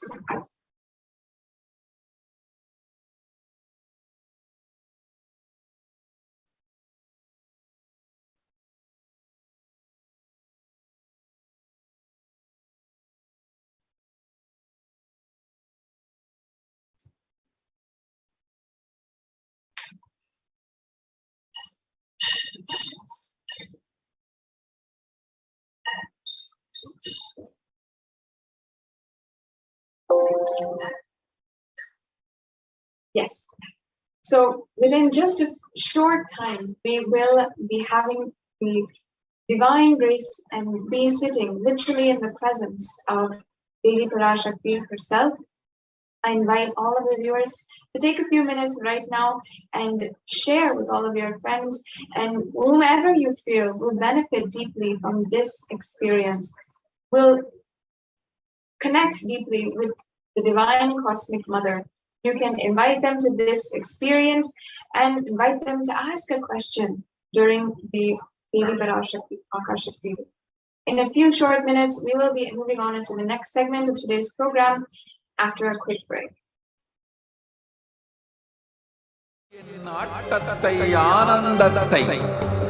ஆனந்தத்தொடு ஆடிய ஆட்டத்தை கண்டோர் உயிருக்குளெல்லாம் இறங்கி குண்டலினி உயிர்ப்பிக்கச் செய்து மாய மனத்தின் இருளை அகற்றி மாயம் அழித்து மங்களம் தந்து குரு பக்தியும் சிவ பக்தியும் பரமசிவ பக்தியும் பரமசிவ சக்தியும் அளிக்கின்றேன். மனமாயை விடுத்து குரு பதத்தை பற்றுங்கள். நித்யானந்தமாய் நிஜாவதாரமாய் வந்துதித்த என்னை பற்றி வாழ்வில் எல்லா நலமும் பெற்றிடுங்கள். ஓம் ஓம் ஓம். யாதுமாகி நின்றாய் காளி, ஓம் காளி ஓம் சக்தி, ஓம் காளி ஓம் சக்தி, ஓம் சக்தி ஓம் சக்தி ஓம் சக்தி. ஓம் ஓம் ஓம் ஓம்.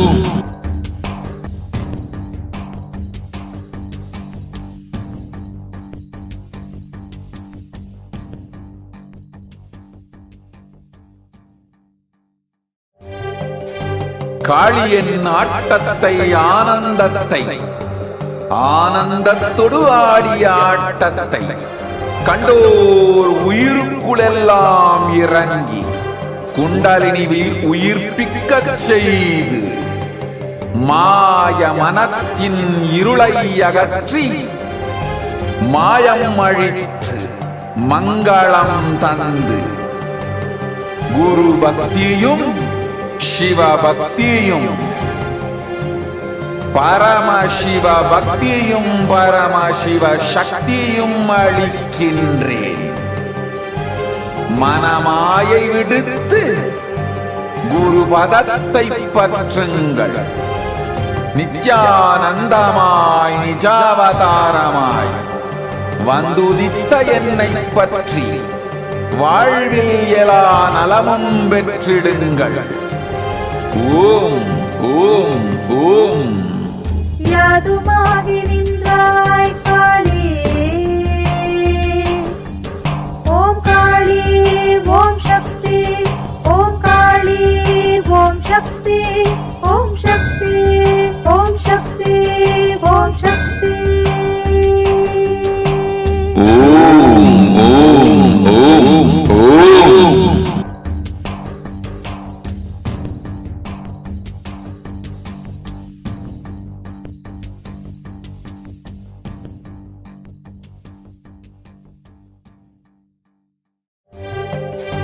காளியின் ஆட்டத்தை ஆனந்தத்தை ஆனந்தத்தொடு ஆடிய ஆட்டத்தை கண்டோர் உயிருக்குளெல்லாம் இறங்கி குண்டலினிவில் உயிர்ப்பிக்கச் செய்து மாய மனத்தின் இருளை அகற்றி மாயம் அழித்து மங்களம் தந்து குரு பக்தியும் சிவ பக்தியும் பரமசிவ பக்தியும் பரமசிவ சக்தியும் அளிக்கின்றேன்.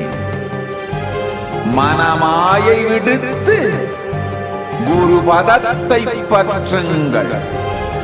நித்யானந்தமாய் நிஜாவதாரமாய் வந்துதித்த என்னை பற்றி வாழ்வில் எல்லா நலமும் பெற்றிடுங்கள்.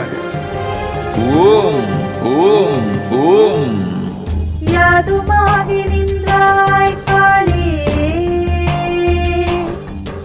ஓம் காளி ஓம் சக்தி, ஓம் காளி ஓம் சக்தி, ஓம் சக்தி ஓம் சக்தி ஓம் சக்தி. ஓம் ஓம்.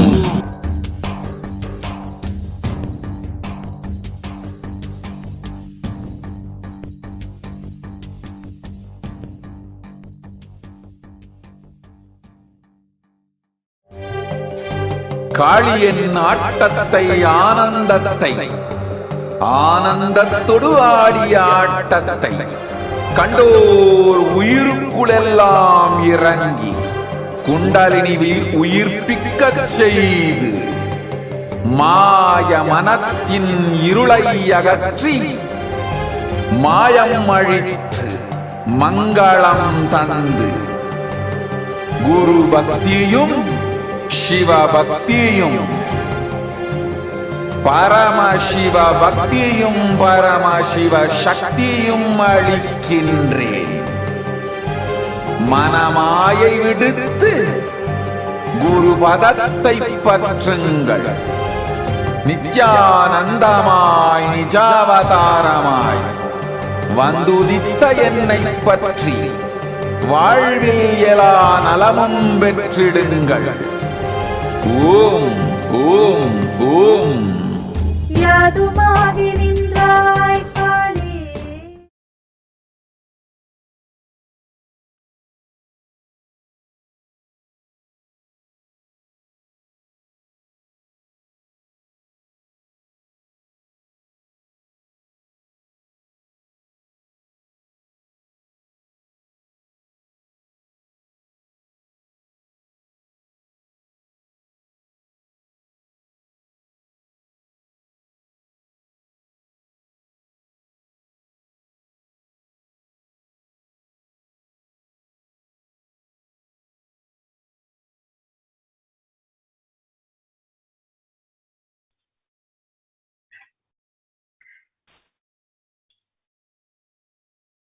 Nithyanandam everyone. So welcome back to this segment, the revival of the temple ecosystems, which are now the COVID care protection centers of the Kailasa, with the blessings of the Supreme Pontiff of Hinduism. Let's chant with the Sadguru Vandanam. Nithyanandam Paramashivoham Kevalam Jnanamurtim Dvandvatitam Gagana Sadusham Tattvamasyaadilaksham Ekam Nityam Vimalamachalam Sarvadi Sakshibhutam Bhavatitam Trigunarahitam Sadgurum Tam Namami.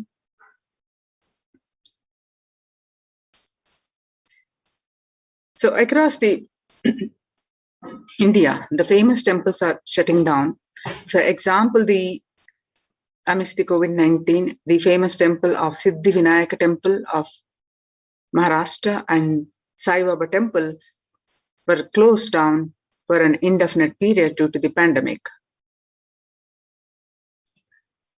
And Puri Jagannath temple, the famous Puri Jagannath temple, is closed for devotees due to the pandemic for an indefinite period imposed by the Odisha government. And not only that, all religious places closed for public in Bhubaneswar as the city records the highest daily COVID surge, with the Odisha capital Bhubaneswar registering the highest ever single-day spike of 581 new COVID-19 cases.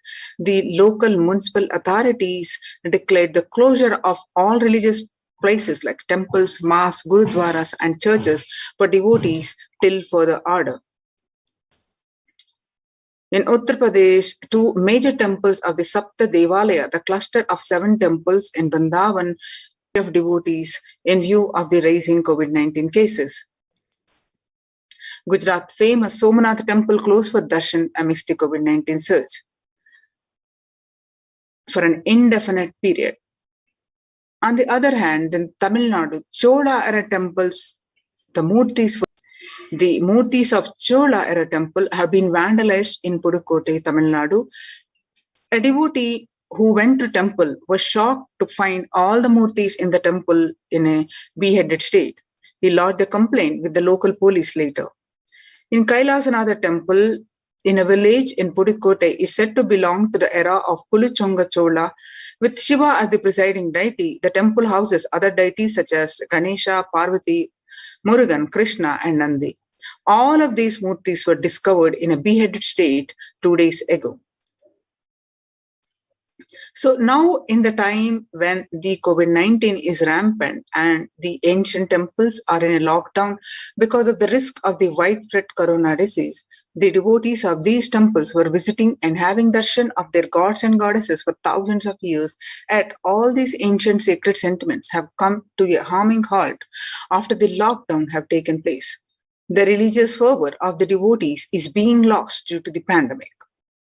The Supreme Pontiff of Hinduism is reviving the e-Kailasa ecosystem and bringing all the ancient traditions of the online platforms on Kailasa TV, YouTube, and Facebook.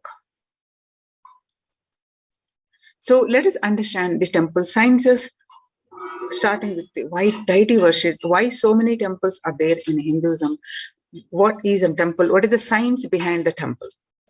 We will learn in this segment. So, why deity worship? What are these so many deities in Hinduism?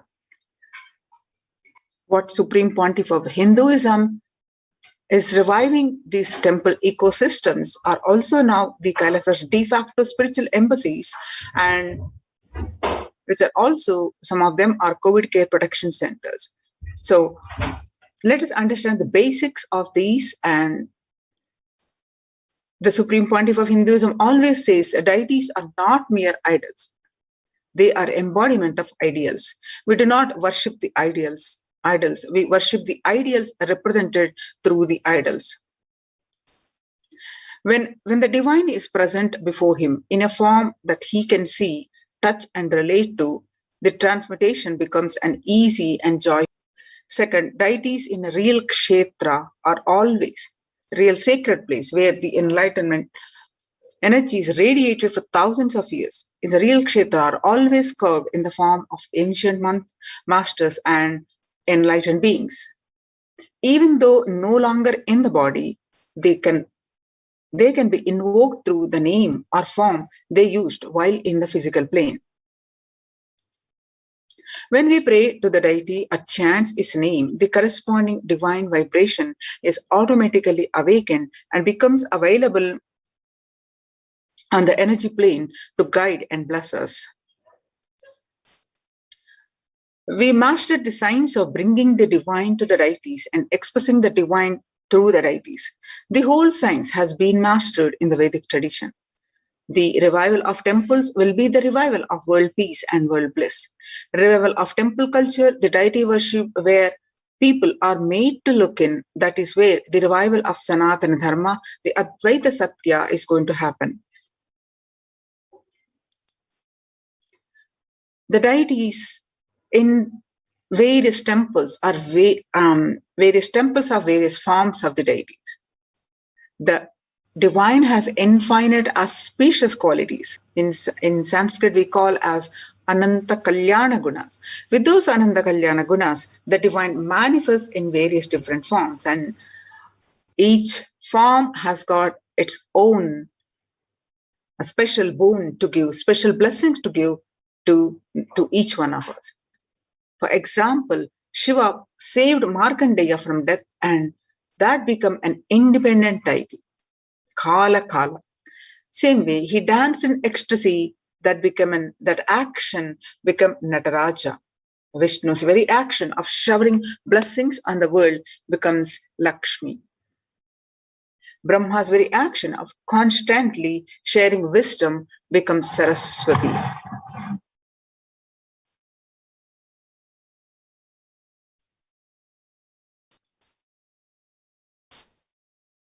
So each of the actions of the ultimate becomes independent intelligence and energy.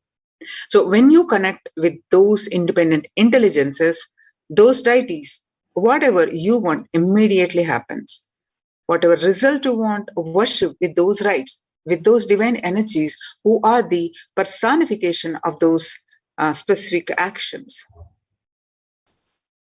Immediate results are achieved by connecting with those deities in this world.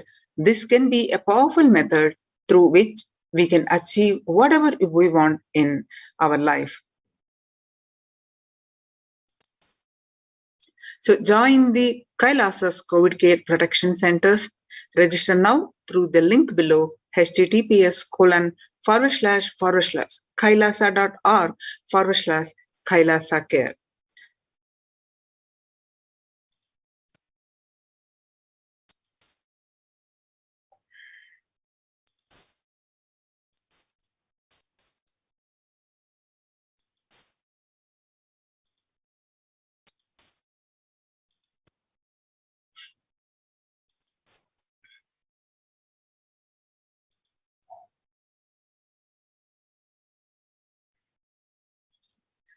So, the Supreme Pontiff of Hinduism, over the period of 2 decades, tirelessly worked to revive or establish the temple, establish Kailasas across the globe, across the continents, in many, many places. So let's understand what Supreme Pontiff of Hinduism revealing to this world about the temple sciences. Reviving the enlightened civilization is the vision of Kailasa, the purpose of my advent. Paramashiva assuming this body and manifesting, says the Supreme Pontiff of Hinduism. Kailasa is basically an enlightened civilization where everything happens based on the ultimate cosmic principle and the ultimate possibilities and powerfulness. You want to know about the ultimate universe, just they will show you the universe and teach you. You want to know about the cosmos, they will just show you the cosmos and simple, straightforward.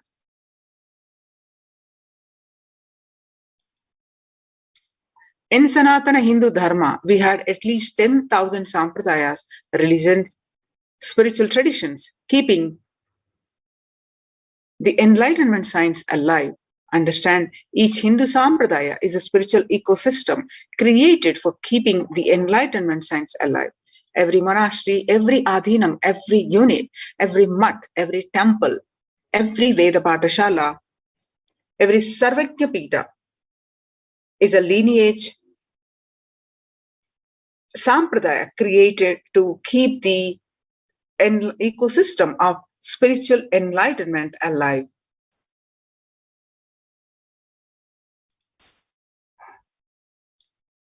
Kailasa is basically an enlightened civilization where everything happens based on the ultimate cosmic principle and ultimate possibilities and powerfulness. You just know about the universe, just they will show you the universe and teach you. You just know about the cosmos, they will just show you the cosmos and simple, straightforward.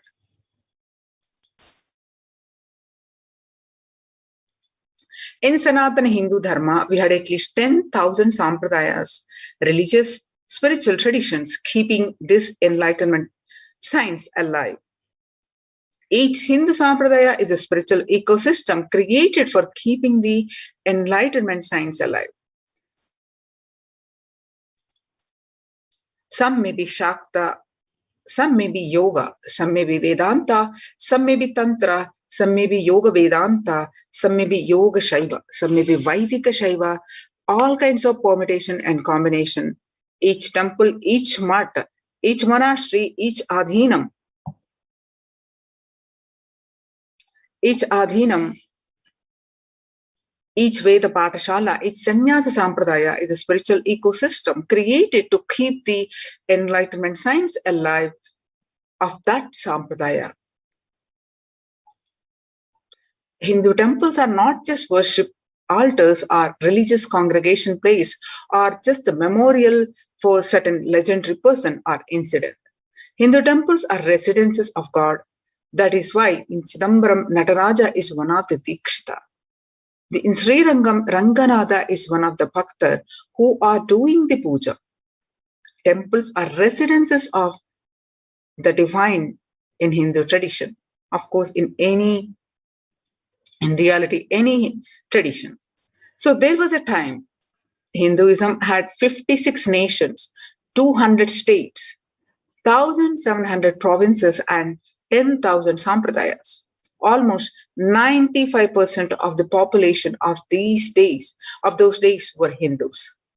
And slowly, the brutal terrorists invading, life-negative gangs enter, destroy, rob, and plunder the temples, destroy the spiritual ecosystem, the enlightenment ecosystem.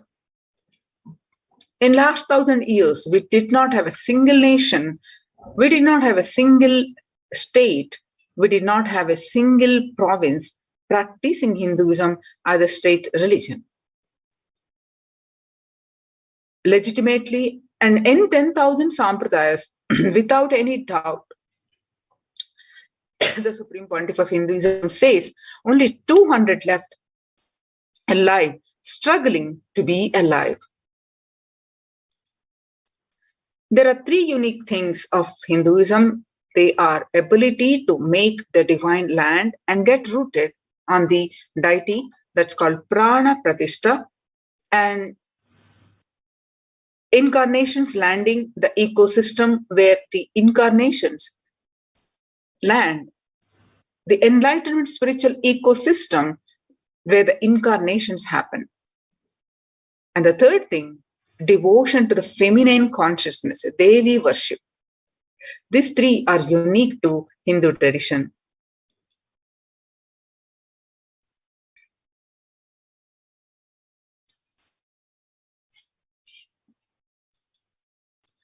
The enlightenment ecosystem, Adi Kailasa, the main headquarters, if like this Adi Kailasa Sarvajnapeetham, every monastery temple is an ecosystem for keeping the enlightenment science alive and flourish, which can automatically make people enlightened. It is like enlightenment, automatic machinery. Anybody comes in, they just get introduced, inspired, excited, energized, and made to power manifestator, enlighten, and start radiating, and they start spreading. Enlightenment becomes the source for energy and excitement. A person who can make enlightenment as a source for energy and excitement for anyone is an incarnation. Fortunately, we are successful in making enlightenment as a source for energy and excitement to millions of people all over the world. This whole Kailasa is the revival of that enlightened civilization. A temple is a place where an intense cosmic energy is available for everyone to experience. Significantly, all the major Vedic temples built over the cultures, centuries have been consecrated by the enlightened masters. Or rather, the temple has grown around the intense energy field established by an enlightened master for the benefit of humankind. Just as a rich man leaves behind his wealth for the next generation after he leaves the body, enlightened masters leave behind the huge energy that they bring with them in the form of temples. For instance, the four main Shankara Peetham, established by the 8th century master Adi Shankara, the Chidambaram temple by Patanjali, the Palani temple by the Siddha Bhogar, the Arunachaleshwara temple by the Saint Idekadar, Tirupati by Konganavar, and Tanjore by Kuruvurar. The powerful spiritual vibrations present in these places are so palpable that even the most casual visitor can feel its impact, its effects in the form of peace, bliss, or clarity. When maintained properly, using the subtle powers of mantras, rituals, and meditation, temples can hold and radiate this precious energy for thousands of years. The temple structures, the basics of the temple structures. The powerful spiritual vibrations present in these places are so palpable that even the most casual visitor can feel its effects in the form of peace, bliss, or clarity. When maintained properly using the subtle powers of mantras, the rituals, and meditation, temples can hold and radiate this precious energy for thousands of years.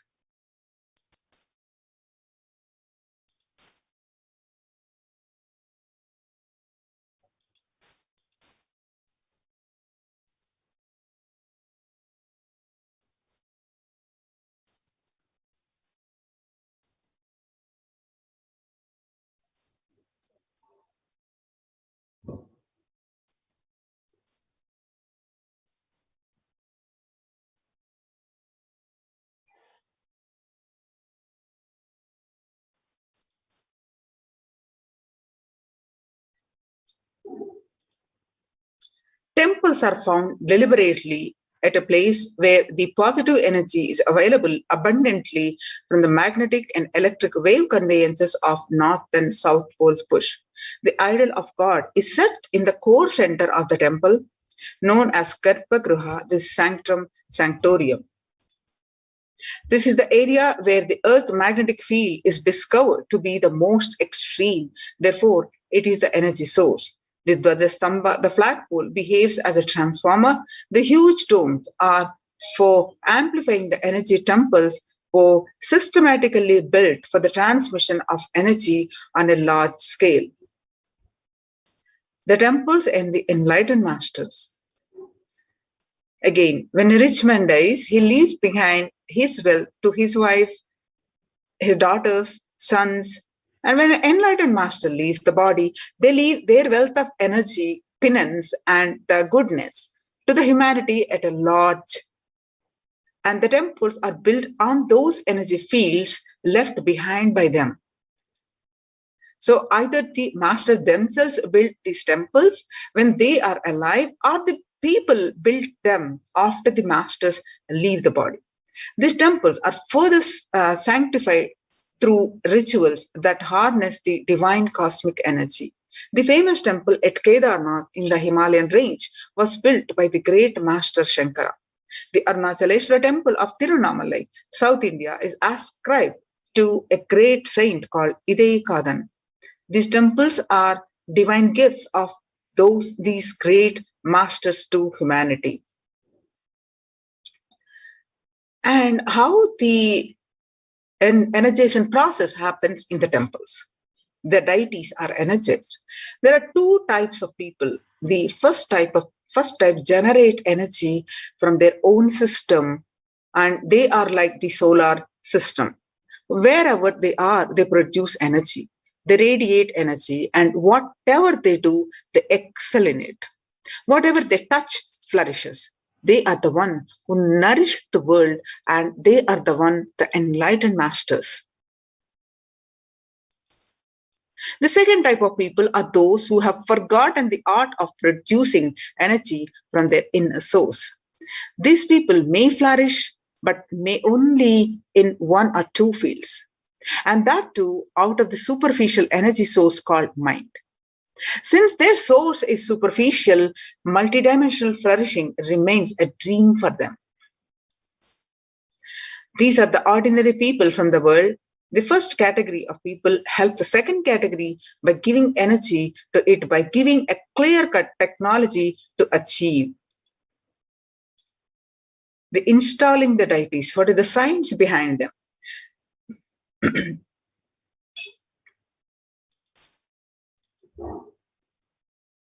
As per Vedic sciences, there are two ways to install energy in a deity. One is Agama Pratishta and the other is Prana Pratishta. In Agama Pratishta, energy installation is done by the second category of people. It is done essentially through chanting of mantras. This method will install energy. The energy intensity will be decided by nature of the mantras, the accuracy with which it is chanted, and above all, the psychological state of the person chanting them. In Prana Pratishta, the energy installation is done by the first category of people. It happens through a direct connection with the divine cosmic energy that nourishes the whole universe. The first category of people masters are pure channel for the divine cosmic energy to flow through. They can choose what manifestation of the energy they wish to install. For the goodwill of society, masters have worked on the science of the inner world and have installed various aspects of the divine energy in these temple deities. Every historic temple has its own significance. Each deity has its own boon to offer depending on the type of energy installed in it. That is why, in order to conceive children, you go to a particular temple. In order to wed a suitable spouse, you go to a different temple. To defy planetary influences, you go to a different temple. And for financial problems, you go to a different temple. These benefits are nothing but the special energy packs. Temples are structures that replace an enlightened master's presence. Masters, by the sheer presence, heal people. They heal not just the physical level, but at the being level. They keep the inspiration for spirituality alive. Their presence offers an ambience of sacredness. Temples are spaces created by masters to offer the same things that they offer. While consecrating the Nithyanandeshwara Paramashiva temple sanctum at the Bangalore Adinam, the Supreme Pontiff of Hinduism said, "An enlightened master is the cosmos in human form, the ultimate human form fit to perform a sanctum consecration. For an enlightened master, the energies of expression through any means never get exhausted. For example, for an ordinary human being, the grief emotion or the joy emotion exhausts when expressed through tears. The pitta, the fire element of the body, exhausts through anger. The lust energy exhausts through sexual act. The power of speech exhausts in his very saliva the moment it is uttered. All these energies of expression become exhausted as he uses them. An enlightened master's energy of expression cannot be exhausted through any of these means, because he is existence, the inexhaustible source of energy in human form, because masters do not need a body to execute their work. They can continue to do the things they do even after they have left their physical body. The sanctum created and energized by them will restore energy and nurture energy being that seeks it. Only a master who can function without the help of his body is capable of creating true sanctum. One that will materialize things exactly the way he does it. Now, let us see how the Supreme Pontiff of Hinduism continuously worked to establish the Prana Pratishta temple ecosystems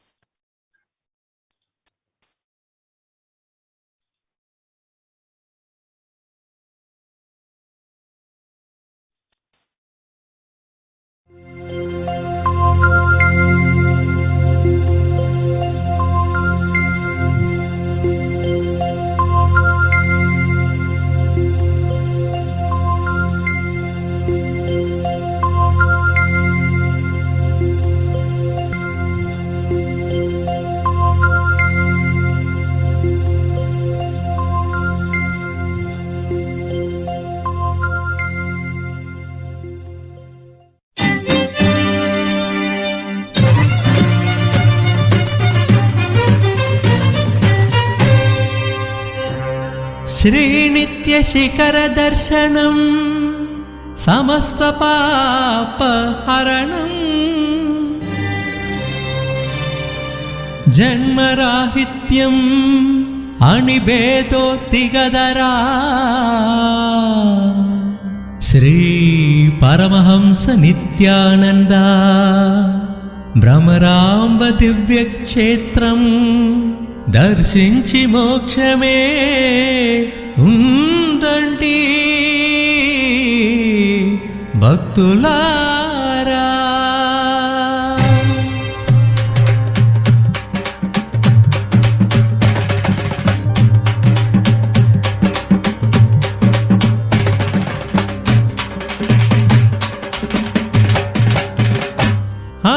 అదిగో అదిగో శ్రీశైలం నిత్య భక్తులకు నిత్య పురివాసం. అదిగో అదిగో శ్రీశైలం నిత్య భక్తులకు నిత్య పురివాసం. అదిగో అదిగో శ్రీశైలం నిత్య భక్తులకు నిత్య పురివాసం. అదిగో అదిగో శ్రీశైలం నిత్య భక్తులకు నిత్య పురివాసం. మోక్షమునర్చగే శ్రీశైలం నిత్య సన్నిధి జయ గురు శైశైలం. మోక్షమునర్చగే శ్రీశైలం నిత్య సన్నిధి జయ గురు శైశైలం. ఓం హర హర నిత్య హర హర నిత్య.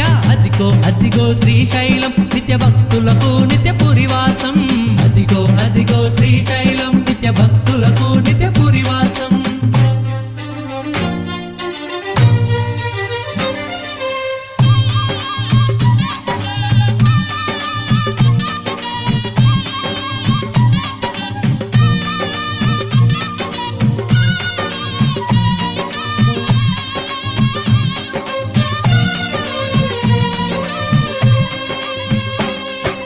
నాలుగు ప్రవేశ ద్వారములు నిత్య సన్నిధికి అవి మార్గములు. నాలుగు ప్రవేశ ద్వారములు నిత్య సన్నిధికి అవి మార్గములు. చిత్తపడము త్రిపురాంతకము నిత్య మహేశ్వర అలంపురం. చిత్తపడము త్రిపురాంతకము నిత్య మహేశ్వర అలంపురం. ప్రతి ద్వారములో తీర్థములు అవి తీర్చును భక్తుల కోరికలు. ప్రతి ద్వారములో తీర్థములు అవి తీర్చును భక్తుల కోరికలు. నేత్రానందము శైశైలం శుభయోగము కూర్చున్న శ్రీశైలం. నేత్రానందము శైశైలం శుభయోగము కూర్చున్న శ్రీశైలం. ఓం హర హర నిత్య హర హర నిత్య. అదిగో అదిగో శ్రీశైలం నిత్య భక్తులకు నిత్య పురివాసం. అదిగో అదిగో శ్రీశైలం నిత్య భక్తులకు నిత్య పురివాసం. అదిగో అదిగో శ్రీశైలం నిత్య భక్తులకు నిత్య పురివాసం. అదిగో అదిగో శ్రీశైలం నిత్య భక్తులకు నిత్య పురివాసం. మోక్షమునర్చగే శ్రీశైలం నిత్య సన్నిధి జయ గురు శైశైలం. మోక్షమునర్చగే శ్రీశైలం నిత్య సన్నిధి జయ గురు శైశైలం. ఓం హర హర నిత్య హర హర నిత్య. అదిగో అదిగో శ్రీశైలం నిత్య భక్తులకు నిత్య పురివాసం. అదిగో అదిగో శ్రీశైలం నిత్య భక్తులకు నిత్య పురివాసం.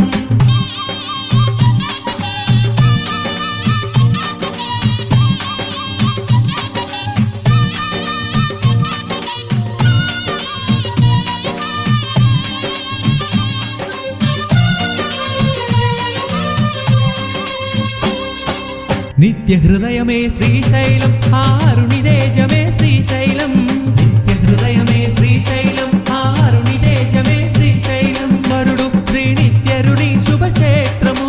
జోకోదరుడు జియకరుడు శ్రీ నిత్యరుని శుభక్షేత్రము. మహిమాన్విత శ్రీశైలము భక్తుల యోగము.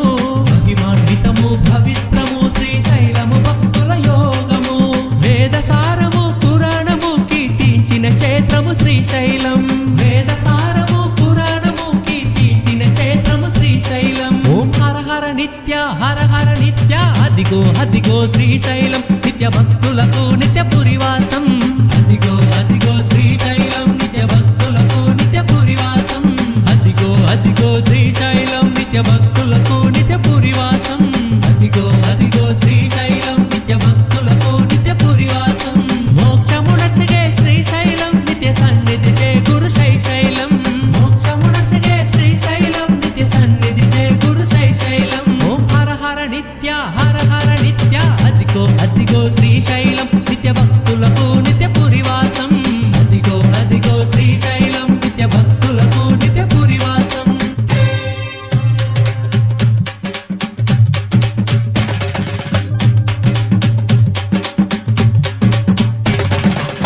అదిగో అదిగో శ్రీశైలం నిత్య భక్తులకు నిత్య పురివాసం అదిగో అదిగో శ్రీశైలం నిత్య భక్తులకు నిత్య పురివాసం అదిగో అదిగో శ్రీశైలం నిత్య భక్తులకు నిత్య పురివాసం అదిగో అదిగో శ్రీశైలం నిత్య భక్తులకు నిత్య పురివాసం మోక్షమునసిగే శ్రీశైలం నిత్య సన్నిధి జయ గురు శైశైలం మోక్షమునసిగే శ్రీశైలం నిత్య సన్నిధి జయ గురు శైశైలం ఓం హర హర నిత్య అదిగో అదిగో శ్రీశైలం నిత్య భక్తులకు నిత్య పురివాసం అదిగో అదిగో శ్రీశైలం నిత్య భక్తులకు నిత్య పురివాసం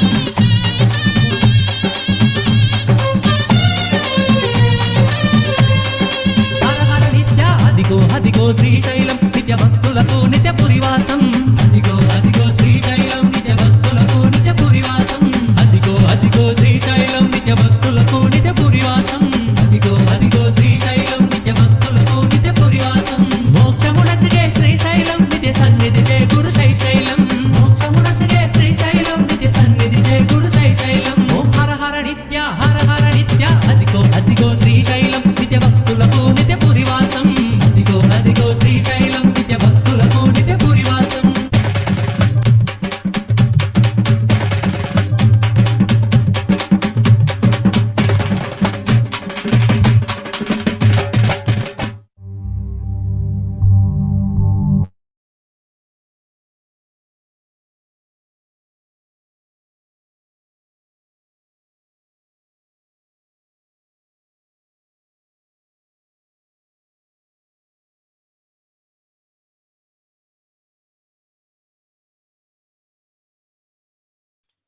So join the COVID care protection centers. Register now through the link below https://kailasa.org/kailasa care.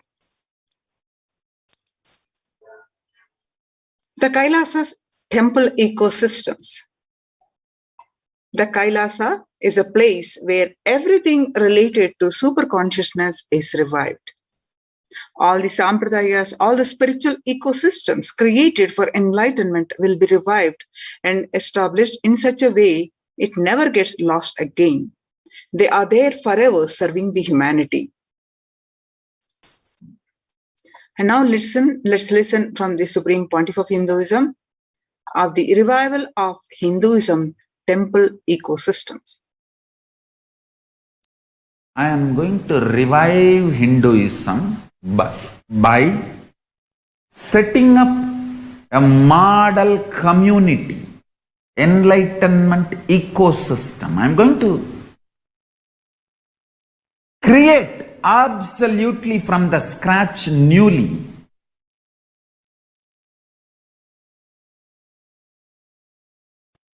self-sustaining, temple-based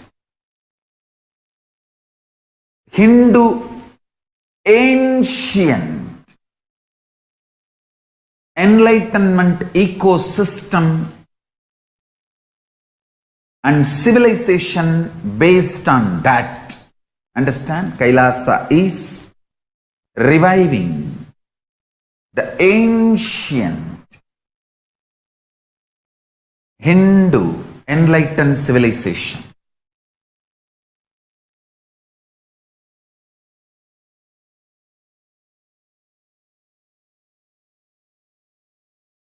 Paramashiva himself manifested this Kailasa Mandala, the enlightenment ecosystem, and the lifestyle. I am going to revive this whole enlightenment ecosystem, Kailasa, by creating a model Kailasas all over the world.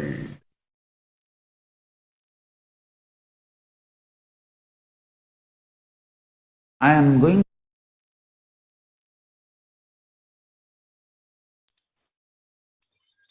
The adulation of violence in recent lifestyle has enabled disruption in several nations, affecting millions of lives with the mental distress, physical health elements, defalcation of food supply, and pinpointed destruction to the infrastructure of several countries. The Supreme Pontiff of Hinduism, Bhagwan Nithyananda Paramashivam, has dedicated his entire life and made it his mission to bring global peace and from the ground level through the Kailasa's Department of Religion and Worship and the Department of Human Services, to bring harmony to humanity, to create a life of freedom, to live freedom and peace for every individual on the planet Earth through the revival of the temple ecosystems. The director of the National Institute of Mental Health pointed out that the environmental factors present both risk and protective influences on mental health. He grouped such factors into three groups. Individual factors such as the microbiome and natural and built-in components include green spaces, housing, and highways, which may play a role in the health disparities. The social factors like family structure, poverty, and other social determinants of health. From 1994 to this date, the Supreme Pontiff of Hinduism has worked tirelessly in the revival of temple ecosystems globally through Kailasa's Department of Religion and Worship and the Department of Human Services led by the Supreme Pontiff of Hinduism.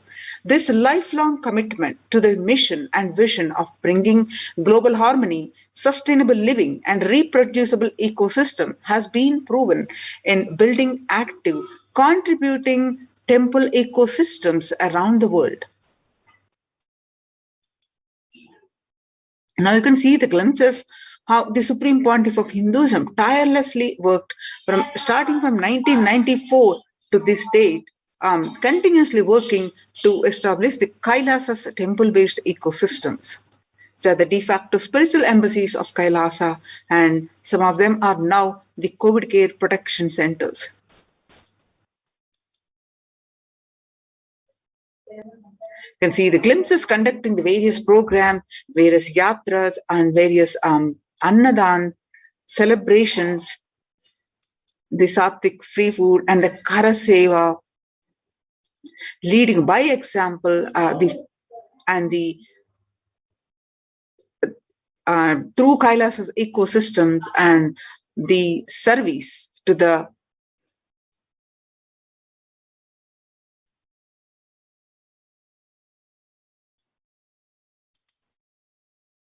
relief food preparation, the flood relief areas.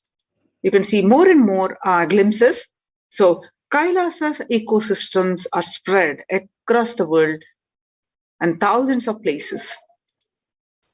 And starting from 1994, Kailasa in Tirunamalai is traditionally passed on to the hands of the Supreme Pontiff of Hinduism by Mataji Vibhudanandapuri in 1994.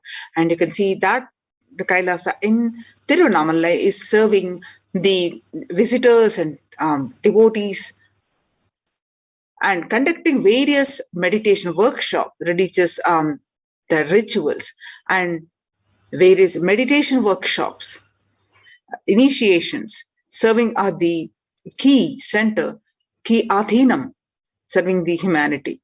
And the Supreme, you can see some more glimpses where the Supreme Pontiff of Hinduism serving not only in India, the various Adhinams in India and to the West also. You can see the first ecosystem established by the Supreme Pontiff of Hinduism, the temple-based ecosystem of Kailasa, the Kailasa in Columbus, Ohio, the first temple established by the Supreme Pontiff of Hinduism outside of India, and the Kailasa in Los Angeles,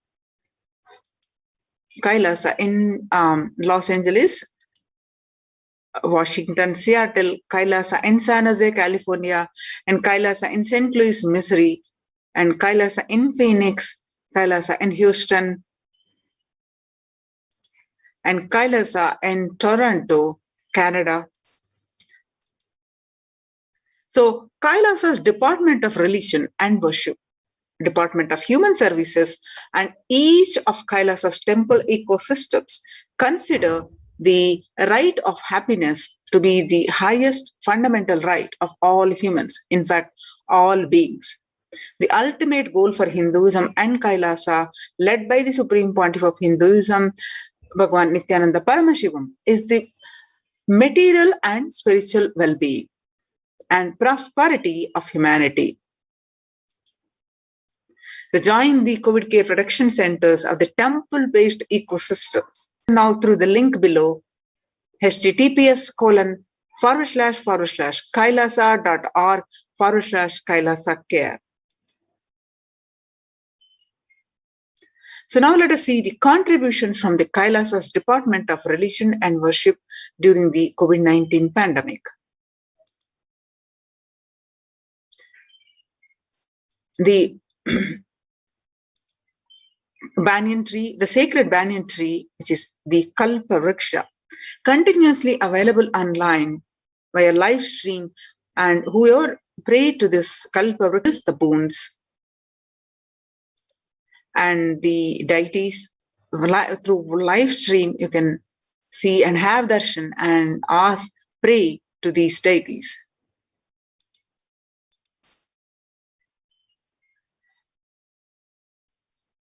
On 12th May 2021, Devi Parashakti revealed that I came as Nija Avatar and I am blessing you, listen, and people listen to do good to all of you. I have taken the form of Nithyananda and came down as Nija Avatar.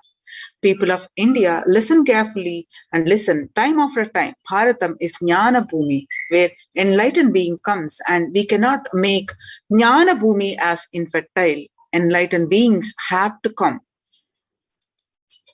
They have to live, it has to flower. Few hypocrites, because they are stuck in delusion, we cannot sacrifice the world. Cosmos cannot be destroyed. The ship I did to save the cosmos from being destroyed, that is called Adi Kailasa. The ship I did to protect beings from Pralaya is Adi Kailasa, because the conspiracy of Drohis and enemies rule, the captain has to lead the ship. Before 12 years, knowing the great deluge that is going to happen, all Aushadas, by this Guru Purnima, the Rasavadam, Jnana Rasavadam, Navapashana is going to flower to allow people to come and take a dip in Navapashana flower. People, whoever comes and dip in this river, they will not have corona, they will not have death, they will not have corona. Crores and crores of people will come in line every day. They will take a dip in the Ananda Lingam. On 13th May, they will reveal that listen well to my words. For India, I made the ship as the production, and the Nithyananda Navapashana Lingam in Vaidya Sarovar. Go to Adi Kailasa, O Indians, listen. All those regretting losing Nithyananda Nija Avatara without confusion and without talking just as a lip service, go to Adi Kailasa. Scores of people will come there looking for health, Navapashana water feast, and meditate to get health and protection and enlightenment to protect India from the great destruction. I, Parashakti, made this huge ship. Even if captain is not there, ship is there. When the first world countries closed their borders during a massive global emergency, Kailasa has opened its not only doors to all without exception. To join the COVID care production centers, register now through the link below, https://kailasa.org/Kailasa care. You can see the various glimpses of Nithyanandeshwara Paramashiva Devalayam from Adi Kailasa Sarvajnapeetham. The various rituals happening.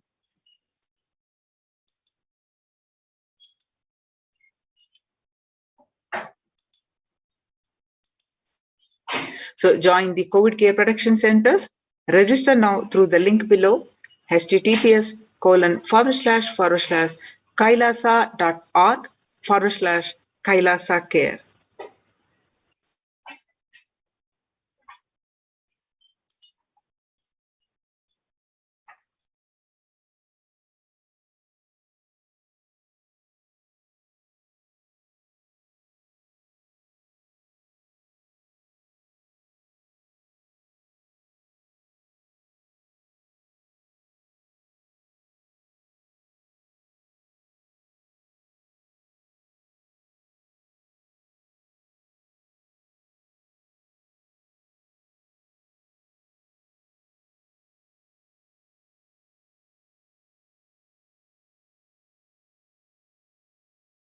Now, let us listen to the Supreme Pontiff of Hinduism from where the Supreme Pontiff of Hinduism speaks about deities holding energy when doing the prana pratishtha.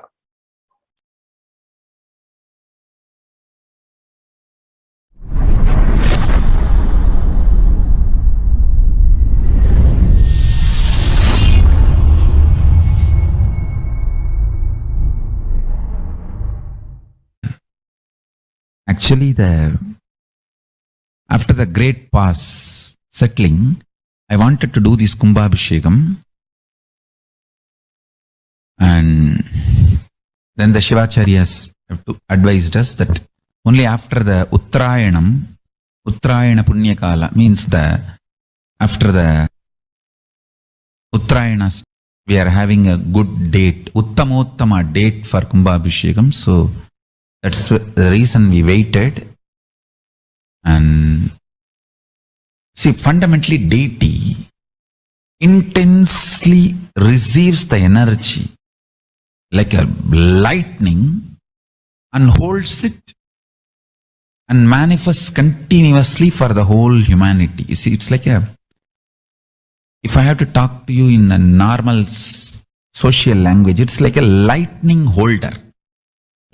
See, I can get into the samadhi, one with Paramashiva, and bring the whole thing to planet Earth.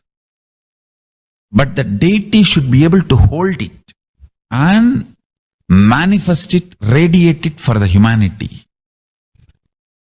So that is the reason the beautiful, dense, most dense granite deity is made. The earlier, the Avudayar we made, too much of power manifestation, it has given crack in multiple places. I don't know how you guys will be able to believe. Maybe I'll tell them to show the video. Such dense granite cracks to pieces and so carefully maintained with so much of all the Abhishekam, Puja and everything. Crack is the last thing you can imagine in dense granite, but so many places that earlier Avudayar has had, and that's the reason we made the new deity with more dense granite now. More dense granite, the deity is done, so it can withstand the power manifestation and hold the power for quite a long time. Maybe at least next 12 years it can hold. And before that, I'm planning for the different level of granite for Avudayar. I wanted to teleport from the other planets where the 100 times more dense than planet Earth's granite is available. And anyhow, all that I'll do it and then show, and instead of giving material for trolls, I'll give information after everything is achieved, after everything is done.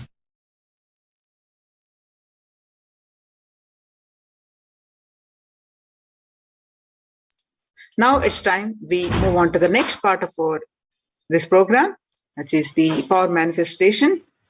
So please stay tuned for the power manifestation after a very short break.